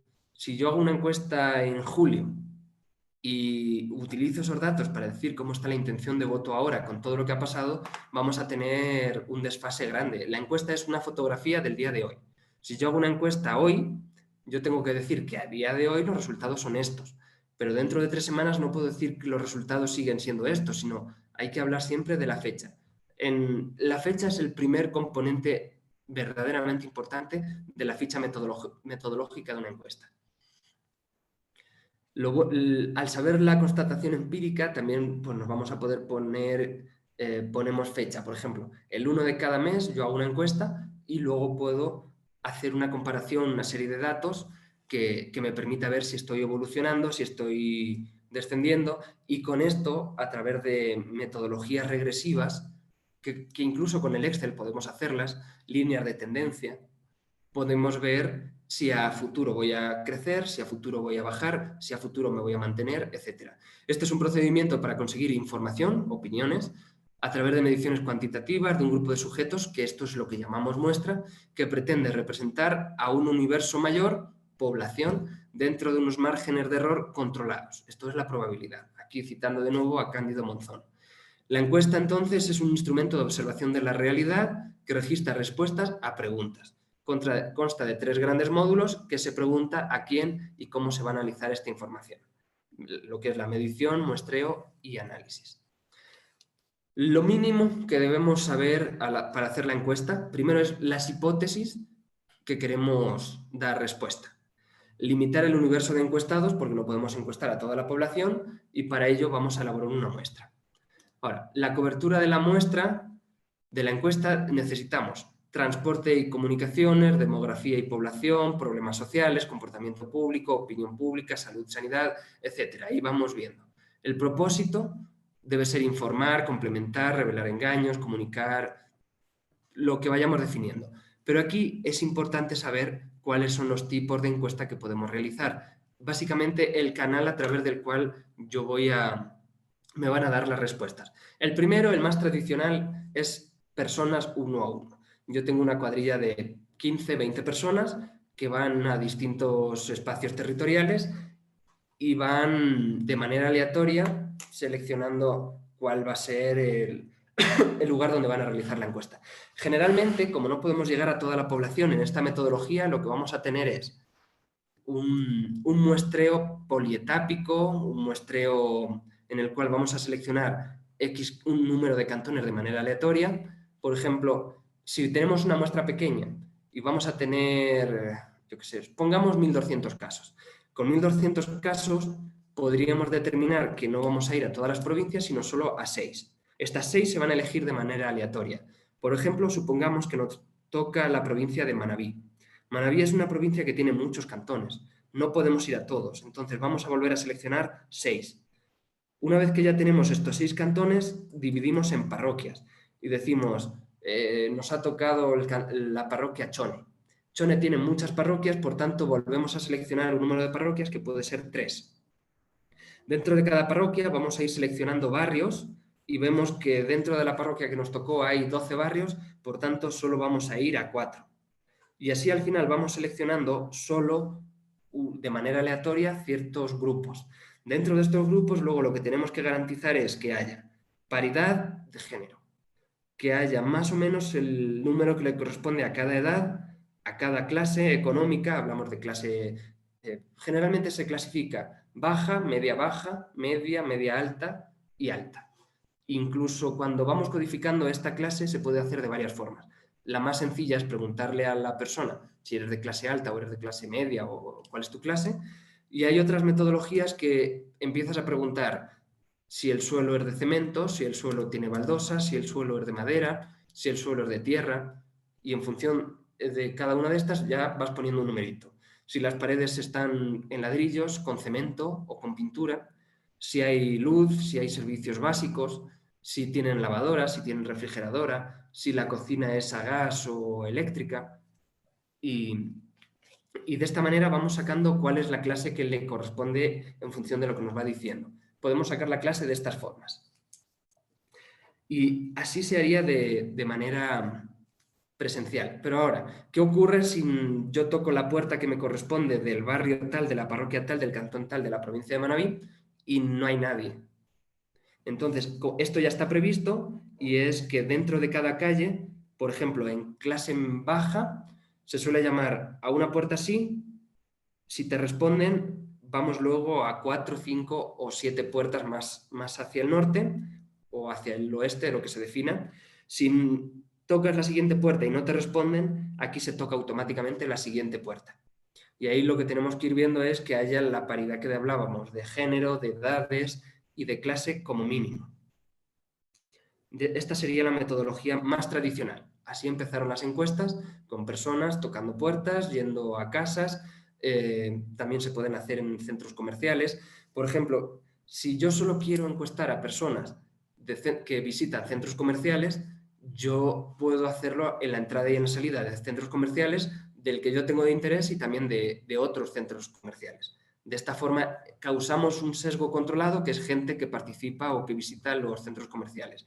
Ahora, sería también interesante hacerlo en toda la población y preguntar por qué hay unas personas que sí van y otras que no van. Ahí ya depende de cuál sea el objetivo, si se le mete un sesgo que condicione el resultado o no se mete este sesgo. Las telefónicas y las digitales generalmente dependen de una cosa que si no la tienen rara vez funcionan, que son las bases de datos. Las bases de datos que al menos tengan el nombre, la edad, el sexo, porque la gente, especialmente las telefónicas, es muy reacia a contestar encuestas. Hablamos de que en personas puedes tenerlos entre 5 y 10 minutos, pero en una telefónica es muy difícil tenerlos más de 3. Entonces, si empezamos a preguntar edad, sexo, clase, cualquier pregunta que vayamos teniendo interés, lo que estamos haciendo es perder tiempo de las preguntas que nos interesan. Las telefónicas tienen que ser más rápidas, hablamos de no más de 15 preguntas. En persona, yo hace poco hice un ejercicio, por la pandemia la gente está en persona respondiendo muy poco. Tenerlos más de 5 minutos realmente es casi imposible.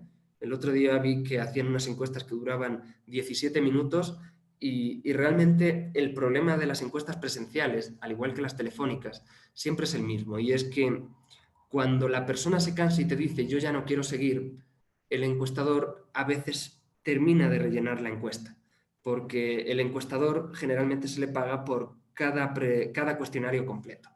Si yo llevo un cuestionario de 25 preguntas y me ha dejado de responder en la 20, hay que tener cuidado para que el encuestador no termine de rellenarla. Entonces, aquí lo que tenemos que volver es hacer el análisis que veíamos con este gráfico. Ver especialmente las últimas preguntas si tenemos casos atípicos que se salgan del promedio de los demás. En el momento que tenemos muchos casos atípicos, tenemos que descartar respuestas de algunas personas.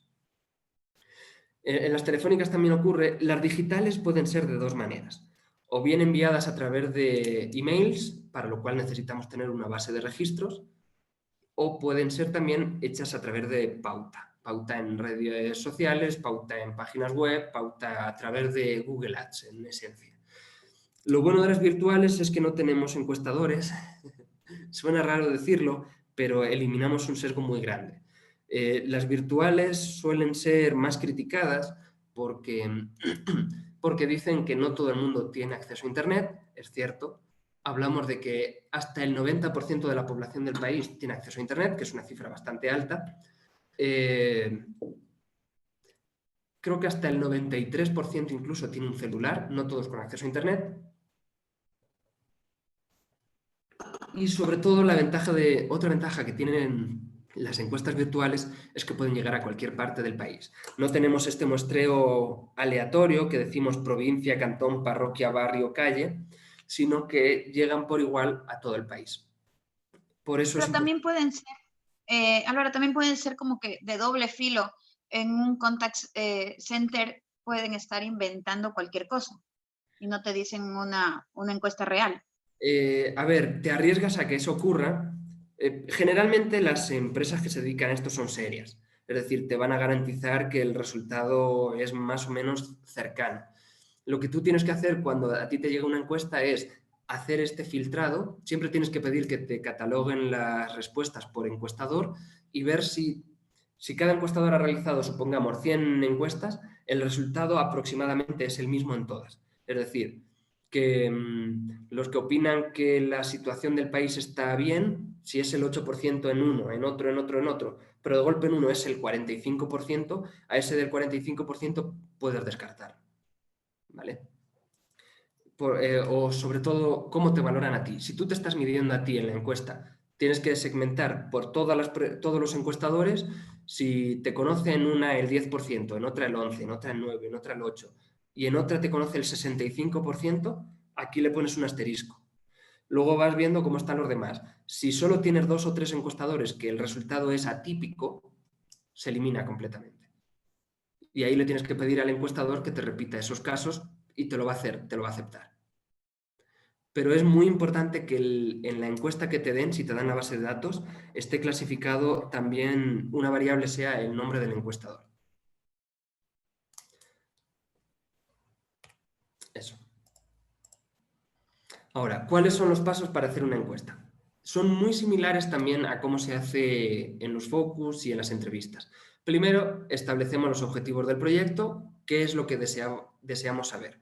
Luego determinamos el tamaño de la muestra, esto es a quién se va a entrevistar, a cuántas personas, cuál va a ser la metodología de la entrevista, cómo se hará, si va a ser virtual, si va a ser presencial, si va a ser telefónica. Se hace el cuestionario, aquí ya vamos concretando cuáles son las preguntas, probamos el cuestionario. Esta es una fase que no se puede obviar. Aquí hay que hacer siempre el cuestionario a unas 40-50 personas, como mínimo al propio equipo. ¿Qué vamos a obtener aquí? Primero, ¿cuánto tiempo dura la encuesta?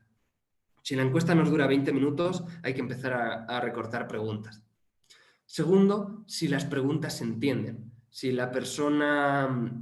tú haces una simulación y te dicen no entiendo, puedes repetir muchas veces, lo que hay que hacer es o cambiar la pregunta o dar una tarjeta al encuestado para que seleccione una casilla. Ahora es muy común que las personas, cuando te hacen una encuesta, te muestran una ficha, que es más o menos como la del CNE, aquí está el logo, nombre del partido, la foto del candidato, nombre, etc.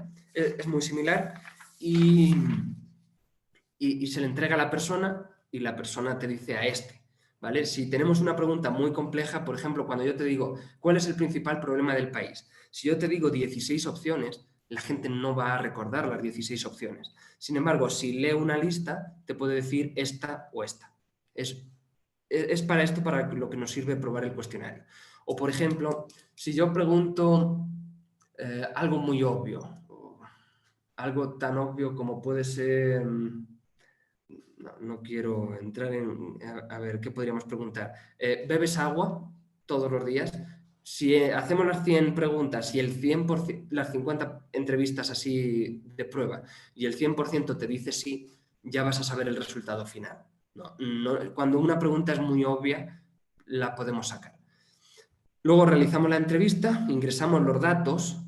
Ingresar los datos significa, si lo has hecho en persona, tipear para que en una base de datos se queden todas las respuestas y, por último, analizar los datos y elaborar los informes. Esta es la hoja de ruta que debemos seguir. El cuestionario es súper importante. ¿Por qué es súper importante? Porque depende cómo hagas la pregunta, yo puedo saber cuál va a ser la respuesta. Yo recuerdo una vez que en España se estaba debatiendo si las mujeres con menores de edad podían abortar o no. El mismo día, un periódico de izquierda y un periódico de derecha sacó una encuesta. El primer periódico decía: ¿estás de acuerdo con que cualquier persona, independientemente de su edad, pueda abortar libremente sin ser castigada? Resultado 95% a favor. En la siguiente preguntaban, ¿estás de acuerdo con que una niña menor de edad pueda abortar sin el consentimiento de sus padres? 95% de acuerdo con esta afirmación. Es decir, si yo le meto un sesgo a la pregunta, ya estoy forzando la respuesta. Cualquier persona, si una persona hubiera sido entrevistada en ambas habría dicho estoy de acuerdo. Lo que ocurre es que la pregunta en ambas estaba muy sesgada para que saliera el resultado acorde a los intereses del periódico, lo que hablábamos antes de la agenda mediática. Un periódico quería que no se aprobara, otro periódico quería que sí se aprobara, entonces trata de influenciar con información, vamos a decir, científica, porque al final la encuesta es científica, pero ambos habían metido una pregunta con un sesgo muy marcado, ¿vale? Entonces, en el cuestionario debemos ser imparciales porque es el documento que recoge de forma organizada los indicadores de las variables implicadas en el objeto de la encuesta. Si en el cuestionario metemos, o por último incluso si metemos cosas que nadie va a saber, no tiene sentido hacer la encuesta, ¿no? Eso también lo podemos ver cuando hablábamos aquí de el punto 5, probar el cuestionario. Si hacemos la pregunta y de los 50 encuestados nadie sabe, es mejor quitarla y no perder el tiempo. Ahora, el mayor reto en la encuesta, a través del cuestionario, es generar preguntas de tal forma que sean claras, que no haya posibilidad de distorsión de acuerdo a los puntos de vista de las personas. Tenemos que evitar sesgos. La pregunta debe ser lo más neutra posible. Y se debe generar el cuestionario de la forma, bueno, lo que hablábamos, de la objetividad posible, sin confundir. También, si en una pregunta yo meto demasiadas respuestas, lo que os decía antes, estamos confundiendo. Así que la pregunta debe ser objetiva y las respuestas deben ser relativamente comprensibles. Ahora, ventajas y desventajas de esta metodología a través del cuestionario. La ventaja es, vamos a tener información estandarizada, vamos a poder decir, los hombres piensan de esta manera, las mujeres piensan de esta manera. Por ejemplo, hoy la BBC publicaba estadísticamente cómo por edades, por sexo, por características, por etnia, votaban por Biden o votaban por Trump, ¿vale? Esto nos va a estandarizar y va a decir el 85% de las personas afrodescendientes o afroamericanas votaron por Biden. Los blancos americanos votaron el 53% por Trump. Los latinos votaron 60% por Biden, 40% por Trump. Aquí vamos a tener ese nivel de estandarización. Nos ahorra tiempo porque va a ser eficiente, nos va a permitir en 1, 2, 3 días tener toda la información definida. El encuestado puede responder en algunas ocasiones, puede responder en algunas ocasiones en el momento más adecuado. Aquí esto es la encuesta virtual. Cuando hacemos una encuesta virtual, la persona puede responder a cualquier hora del día. Incluso podemos ver que la hora favorita para responder una encuesta es viernes, sábado y domingo, desde las 7 de la noche hasta las 11, 12 de la madrugada. ¿Por qué es la hora favorita? Porque no está trabajando, los niños ya se han dormido, está en la cama y no se duerme. Sin embargo, cuando hacemos una encuesta presencial, solo podemos ir en horas de luz.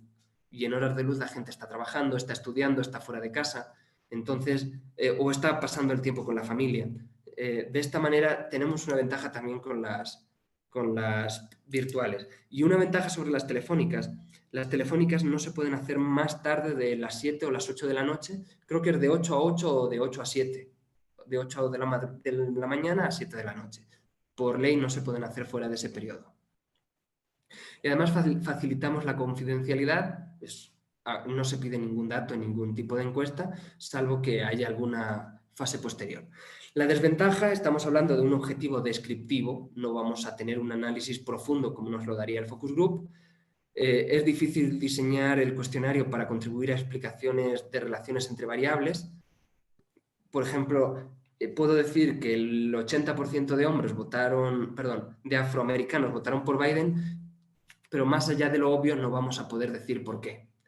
Nos va a dar entonces una información más superficial, no podemos entrar al análisis del discurso y el proceso de elaboración requiere experiencia y conocimiento técnico. no es fácil elaborar cuestionarios de calidad, sobre todo porque se puede meter un sesgo sin darnos cuenta en una pregunta. Por ejemplo, si yo trabajo para un partido y yo diseño un cuestionario, yo ya estoy metiendo quizás el sesgo de la ideología o de la tendencia de mi partido político.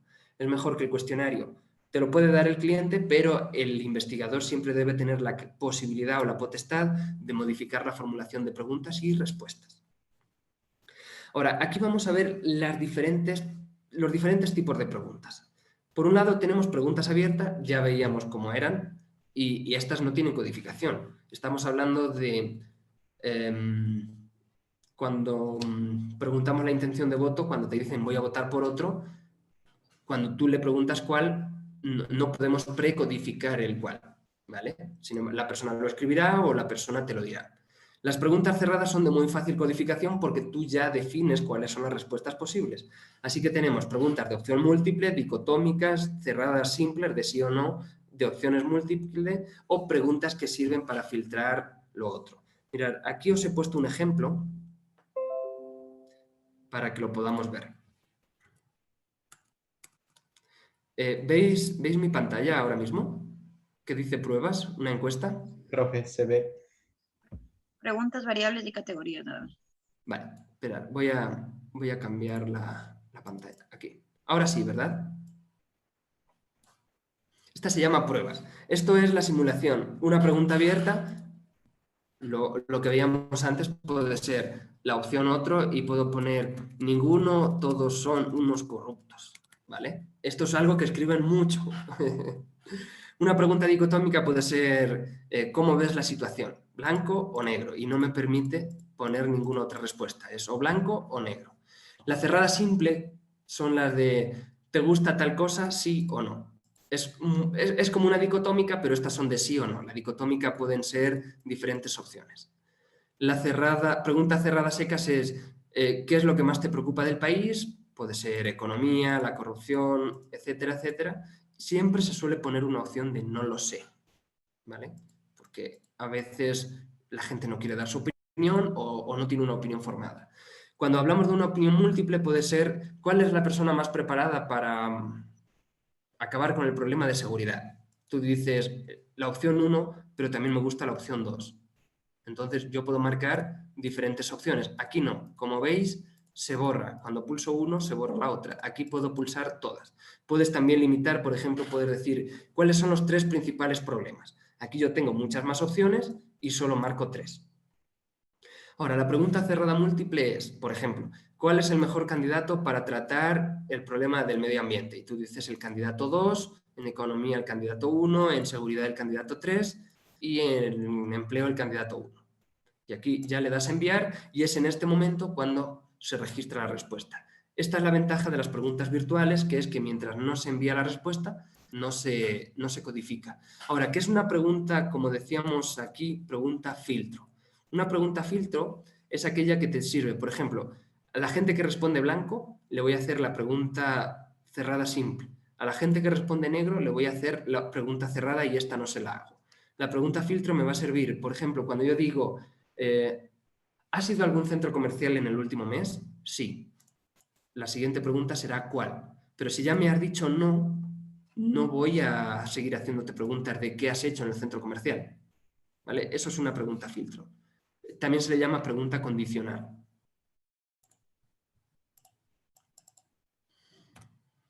Ahora, ¿cómo redactamos la pregunta? Porque la pregunta realmente es clave. Deben ser preguntas relevantes y concretas. Si hacemos preguntas que no son relevantes y que nadie sabe, cuando hacemos la prueba nos va a salir muy claro, todo el mundo dice sí, todo el mundo dice no, por tanto es mejor no hacerla. Emplear periodos de tiempo proporcionales a la importancia de la pregunta, un lenguaje convencional, utilizar preguntas exitosas de otras encuestas. Si ya tenemos experiencia previa de que para preguntar intención de voto hay que preguntar de esta forma, no cambiemos la forma de preguntar si ya nos funciona. Usar preguntas breves. No podemos poner una pregunta de 5 líneas, porque la gente se olvida. Redactar con cuidado, sobre todo evitar palabras y frases sesgadas, evitar preguntas con más de una idea. No, cada pregunta debe tener una idea. Y evitar redacciones negativas. Si yo te pregunto, Dime, bueno, ¿cómo plantearíamos una pregunta en negativo? Bueno, después de una pregunta podemos poner ¿por qué no te gusta? Ahí sí está bien, pero no podemos empezar ¿por qué crees que la gente no quiere algo? Porque la gente ya va a empezar a confundirse. Es mejor escribir siempre en positivo para evitar también que a veces cuando utilizas el doble negativo, por ejemplo, una pregunta que sea negativa y que la opción de responder sea sí o no. ¿Vale? Entonces, aquí tengámosla siempre en positivo. Ahora, una cosa que podemos hacer con las preguntas es meterle sesgo. Por ejemplo, lo que decíamos antes del aborto en mujeres menores de edad.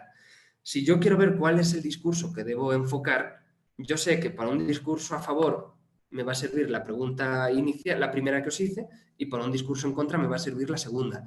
Entonces, lo que podemos hacer es ver de manera aleatoria que a cada persona le aparezca una pregunta con un formato de respuesta, bueno, el formato de pregunta para que te digan si estoy de acuerdo o no estoy de acuerdo. Podría ser, ¿tú crees que una ayuda económica de $50 solucionaría el problema? A otro le preguntas de $100, a otro de 200 y a otro de 400. Y ahí vas viendo de manera proporcional cuántos dicen sí, no, sí, no, sí, no, porque preguntar tantas veces a una misma persona algo lo que va a hacer es que te dejen de contestar. ¿Vale? Entonces, las encuestas también nos pueden servir para ver cómo planteo una pregunta o cómo planteo un enfoque hacia el empleo. Por ejemplo, ¿tú crees que para solucionar el empleo esta es la solución? Sí, no. Podemos preguntárselo a varios, varias opciones, o podemos a distintos grupos hacerle distintas preguntas para no cansar, porque acordaros, tenemos un número limitado de preguntas. Una encuesta ideal tiene 35 preguntas, ya incluyendo las variables sociodemográficas, pero tienen que ser preguntas rápidas. Si yo hago preguntas muy largas, con muchas opciones, la persona al final se vuelve loca y no responde. Ahora, ¿cómo estructuramos el cuestionario? Primero, hay que ir poco a poco. Entonces, si es una presencial, le podemos preguntar cuántos años tienes, la clase económica, luego ya vamos a preguntas generales para romper el hielo, como puede ser cómo ves la situación del país, crees que estamos mejor que hace un año, estamos peor. Luego seguimos con issues, luego vamos con preguntas cercanas, que puede ser ¿cuál es el canal que utilizas para informarte de temas políticos? Y ahí ponemos, por ejemplo, si es Facebook, si es YouTube, si es WhatsApp. Ayer hablamos un poquito de esto. Luego ya podemos ir a los issues que nos interesan. Los issues son los temas que me preocupan. Ahí podemos meter preguntas sobre la percepción económica, preguntas sobre la percepción política, partidaria. Luego podemos ir a valoración de candidatos, intención de voto. Y si tenemos alguna pregunta que pueda causar sesgo, la ponemos al final. Por ejemplo, si vamos a preguntar por el aborto, para que la gente no tenga un sesgo previo, la ponemos al final. Las últimas preguntas son las que puedan meter sesgo. Y ahora vamos a hablar de algunos conceptos estadísticos básicos a la hora de hacer una encuesta. Primero es el universo. Universo es la población total que hay en un país, todos los habitantes de Ecuador. Entonces, si hacemos una encuesta en Ecuador, el universo es Ecuador. La población ya estamos limitando, es la población que cumple los requisitos que nosotros queremos. En este caso, como solo votan de 16 años en adelante, la población es hombres y mujeres de Ecuador con más de 16 años. Ya estamos descartando una parte del universo. Y la muestra es una parte de la población que sirve para representarla. Es decir, muestra será la gente a la que vamos a entrevistar, que debe mantener las características similares de la población. Para hacer la muestra necesitamos hacer un muestreo. Y el muestreo puede ser de dos formas: probabilístico o no probabilístico. El probabilístico es que la probabilidad de que en mi encuesta haya el mismo número de hombres que de mujeres es idéntico al de la realidad. Yo los selecciono de manera aleatoria, lo que decíamos antes. Voy caminando por una calle, toco la puerta 1, si me responden ya marco si es un hombre o mujer, la probabilidad vamos a decir que es 50-50 de que sea mujer al inicio, ¿no? Luego vamos a la siguiente casa, tocamos la puerta 8, lo normal, si la estadística fuera perfecta, es que si antes nos responde una mujer, el siguiente sea un hombre. Aquí estamos ya hablando de grandes números, por tanto, haciéndolo de manera aleatoria vamos a tener la misma cantidad de hombres que de mujeres, la proporción de personas de tal edad, de tal clase, etc. Ahora, cuando hacemos una no probabilística, lo que estamos haciendo es meter un juicio subjetivo. Por ejemplo, si mi público solo es la gente de izquierda, yo solo voy a hacer la encuesta entre gente de izquierda. Voy a evitar ir a ciertos barrios, voy a tratar de buscar lugares más obreras para ver qué es lo que opinan allí. Aquí estamos metiendo un sesgo intencionado, por lo cual ya no es probabilístico. O, por ejemplo, solo quiero abogados, por tanto voy a ir solo al colegio de abogados y voy a hacer solo encuestas allí. Ya estamos rompiendo los porcentajes de lo que vemos aquí, que es el universo y población. La estratificación es justamente esto. Aquí es donde tratamos de que nuestra muestra, las personas que encuestamos, es proporcional. Así que si tenemos 48% de hombres y 52% de mujeres, vamos a poner eso como requisito previo. Y a medida que vamos haciendo la encuesta, cuando ya estamos superando la mitad, si vemos que nos han respondido el 80% mujeres y el 20% hombres, en la siguiente fase vamos a dar prioridad a encuestar a hombres. Si en la primera fase vemos que solo nos han respondido personas con más de 30 años en general, en la segunda fase vamos a dar prioridad a que nos responda gente de menores de 30 años. Y así vamos estratificando para que se nos quede a la perfección. Ahora, ¿qué ocurre si en vez de llegar al 48% de hombres nos hemos quedado en el 42%? Ya es representativo, no hay problema. Si nos ha faltado un poquito de población de más de 50 años, nos ha faltado algo de clase alta, lo que hacemos es post-estratificar. Aquí es lo que se llama ponderar. Si tenemos menos hombres de lo que debemos, lo que hacemos es que cada valor de hombre valga un poquito más e incrementamos su valor. Si nos falta personas de 65 años, incrementamos el valor de las personas de 65 años. Si nos ha quedado un poquito corta la muestra en Manabí y nos falta un 10%, lo que hacemos es multiplicar por 1,1 cada valor de Manabí para que se corrige. Entonces, de esta forma, corregimos el error muestral. Obviamente, deben ser errores más o menos mínimos. Si tenemos solo un 30% de hombres, nuestro cliente va a decir, oye, esto está mal. Al menos debe ser 45 o 46, ¿no? Pero si estamos hablando de que son números pequeños, podemos ponderar a posteriori para equilibrar. Aquí tenemos quizás lo que siempre debemos ver en una encuesta. Primero, ¿cuál es el intervalo de confianza? Casi siempre se va a poner 95 porque de esta forma el margen de error es más pequeño, porque tratamos de representar a un grupo más pequeño. Y el margen de error nos dice cuál es la probabilidad de que nuestros resultados sean error. Bueno, nivel de confianza es cuál es la probabilidad de que lo que decimos es válido para un porcentaje, y el margen de error la probabilidad que existe de que el valor poblacional esté fuera de nuestro intervalo. Aquí vamos a ver, el margen de error, por ejemplo, también te sirve para decir si yo tengo para subir un poquito o bajar un poquito. Si yo tengo el 100% de la población, el 10% dice algo, se le puede subir más o menos el porcentaje que diga el margen de error. Vamos otra vez a cambiar de página. Y nos vamos a ir a un link que yo os comparto. ¿Vale? Entonces, esto es una calculadora para decir cuál es el intervalo de confianza, el margen de error, y aquí tenemos nivel de confianza e intervalo de confianza. Intervalo es el margen de error. El tamaño de la muestra, vamos primero a poner que hay 12,5 millones de votantes. Y decimos, yo solo tengo dinero para hacer una encuesta de 300 personas. Vamos a tener un error del 5,6. Ahora, tengo un poquito más de dinero y tengo para 400 casos. Pasamos del 5,6 al 4,9. Ahora, el tamaño mínimo que yo recomiendo es 1000 casos, pero de manera aleatoria, no solo en Quito y Guayaquil. Y aquí ya bajamos desde el casi 5,6 que teníamos antes a un 3,1. Y así vamos subiendo a 2000 casos, pero ya vemos que no baja tanto. Veis que baja un punto, ahora ya solo baja medio, ahora solo baja 2 décimas, ahora, perdonad, cuando yo ya hago 5000 solo baja 1 décima, cuando meto 6000 me baja ya solo 0,07, perdón. Cuando hacemos una de 7000 nos baja 0,09. Ahora 8000. ¿Veis que no baja de manera proporcional?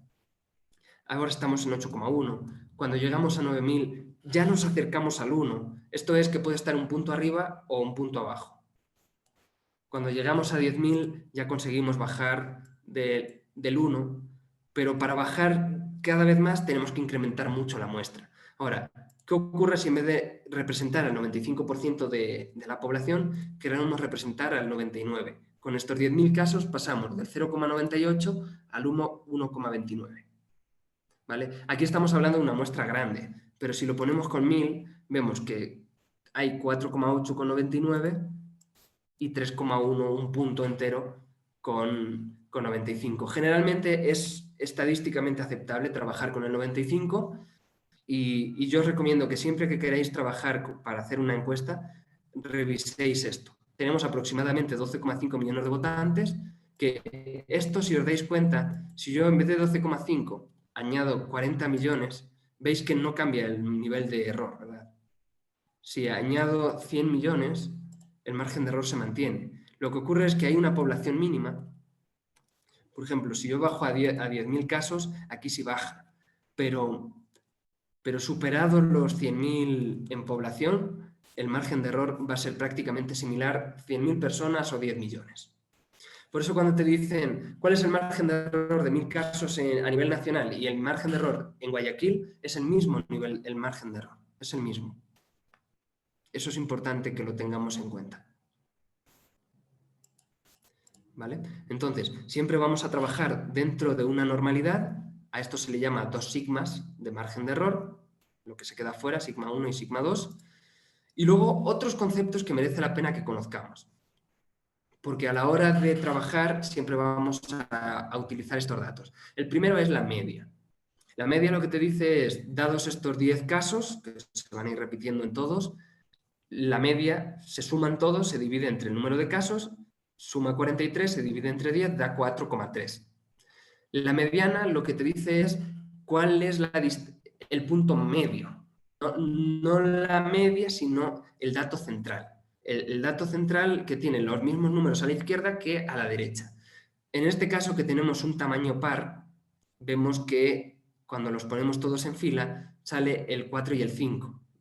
Entonces, cuando tenemos un par, lo que se hace es, se suman los dos y se establece que la mediana es el punto intermedio, en este caso 4,5. Si tenemos impar, solo cogemos el que queda en medio, el que tiene el mismo número de casos a la izquierda que a la derecha. Ahora, ¿qué es la moda? La moda es el número que más se repite. Aquí vemos que hay 3 veces el 2, por tanto, la moda es el 2. Y el rango es el número de casos diferentes que hay. Aquí vemos que hay 2, 7, 6, 5, 3, 3, 4, 5, 6, 2, 2. Como hay varios doses, se van restando los números que se repiten y nos queda que el rango es 5, del 2 al 7. ¿Vale? Se resta el más pequeño y el más grande. Da 5.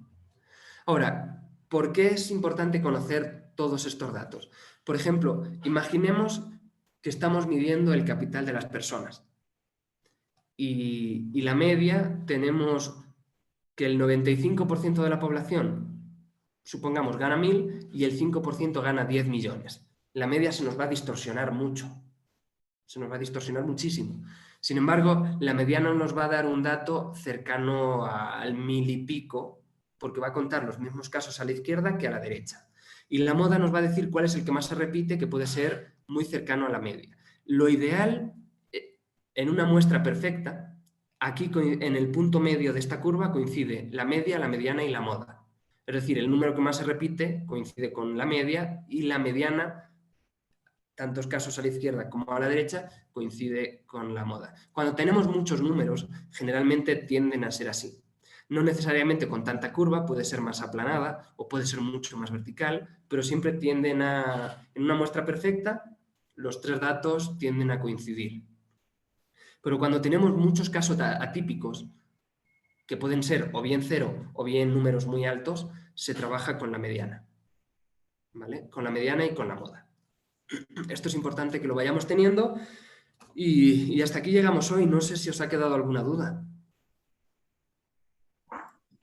Esto de la media, moda y es lo más complejo. Mira, en Excel es muy fácil de hacer porque tú escribes media, moda y mediana y te sale automático. Pero la media es la suma de todos los casos dividido entre el número de casos que hay. Si tienes 100 casos y la suma de los 100 números, la suma es, yo qué sé, 784, dividimos 784 entre el total de números que hay y da 7,84. Ahora, dentro de estos números podemos ver que podemos hacer, si queréis, un ejercicio rápido en el Excel para que lo veáis. Voy a simular números aleatorios.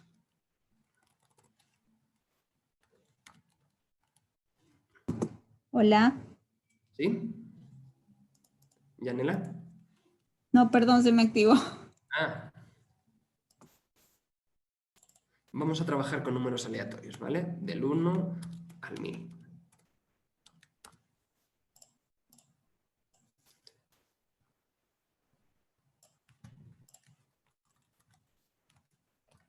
Voy a volver a compartir la pantalla. Vale, aquí he hecho una simulación de números aleatorios, he puesto 848 números. Y aquí lo que hacemos es simplemente decirle media.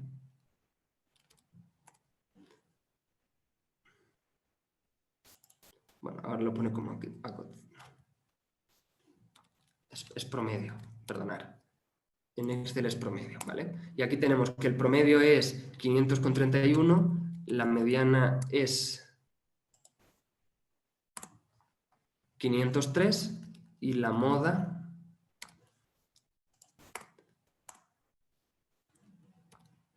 es 950. Bueno, como son números aleatorios, debe ser el único que se repite. Bueno, ahora ha cambiado la moda, es 299, el número que más se repite. Pero la media lo que nos dice es que el punto central entre, bueno, la suma de todos estos, lo que hacemos aquí, para que veáis de otra forma. Vamos a sumar estos.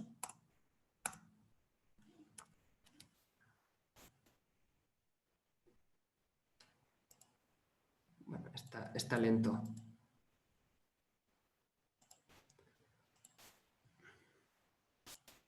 Y aquí vamos a contar. ¿Vale?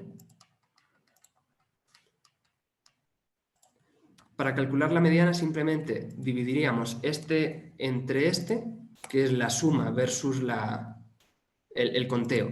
Y vemos que nos sale, este dato nos sale igual. Ahora, para hacer la mediana, lo que tendríamos que hacer es decirle a Excel que nos ordene los datos. Esperar, tengo que meter una variable extra. Le decimos que nos ordene los datos de mayor a menor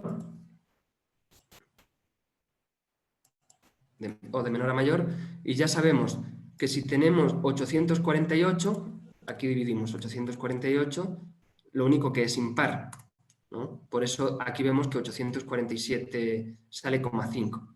¿Vale? Entonces tenemos que ir al caso 424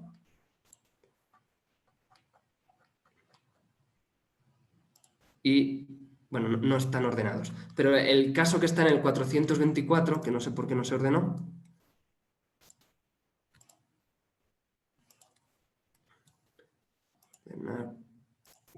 mayor.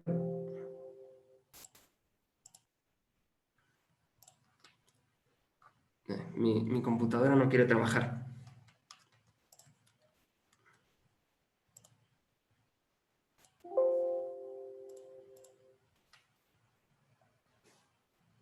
Bueno, no. Álvaro, yo creo que es porque como tienen la columna formulado en aleatorio, cada vez que usted le da clic se le van cambiando los números. Tienes toda la razón, sí, sí, Entonces, fíjate.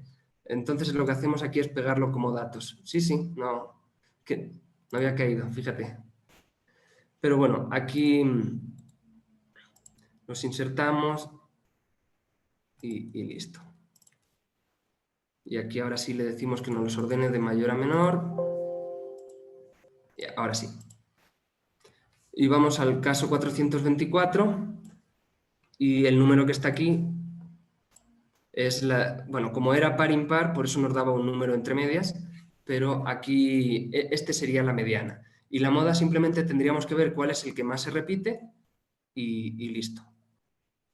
así se trabajaría. ¿Vale? Para que volvamos a verlo aquí, vuelvo a compartir la presentación. Pero eso, en media sumamos todos los casos y dividimos entre cuántos números hay. En la mediana vamos al dato central, que si tenemos 501 casos, cogemos el caso que esté en el 251, que tiene 250 a la izquierda, 250 a la derecha. Moda es simplemente el que más se repite y el rango es el dato más grande menos el dato más pequeño. ¿Vale? Lo que sería en Excel, pues decirle que nos dé el máximo y el mínimo. Y simplemente restamos el número máximo con el dato mínimo. Eso, no sé si ahí te quedó claro, Carelia. Sí, más claro, más claro. Vale. Y a ver, hoy no han hablado ni Andrés, ni Gio, ni Nicole. No sé si habéis tenido alguna duda. No, para mí todo está claro el día de hoy. Qué bien. Sí, profe, todo está claro. Mañana vamos a ir ya un poco más a lo práctico y vamos a ver ejemplos de cuestionarios, vamos a ver con alguna base de datos si podemos revisar un poquito la información y luego ya la última va a ser quizás algo más teórica porque vamos a hablar de cuáles son las causas que llevan a una persona a hacer algo. ¿Vale? Hay varias teorías clásicas, hay varias teorías contemporáneas y es importante, sobre todo a la hora de hacer una encuesta, una investigación y una estrategia política o de lo que vayamos a hacerla, conocer desde diferentes teorías, en este caso vamos a ver una sociológica, una psicológica y una económica como teorías clásicas, ver desde qué perspectiva se adapta mejor a nuestro caso. ¿Vale? Pero eso será el último día, mañana vamos a tratar de ver ejemplos concretos. ¿Vale? Eso, pues no os quito más tiempo, que nos hemos pasado un poquito y mañana más. Listo. Listo, profe. Mañana, profe. Buenas noches. Nos vemos. Hasta mañana, chicos.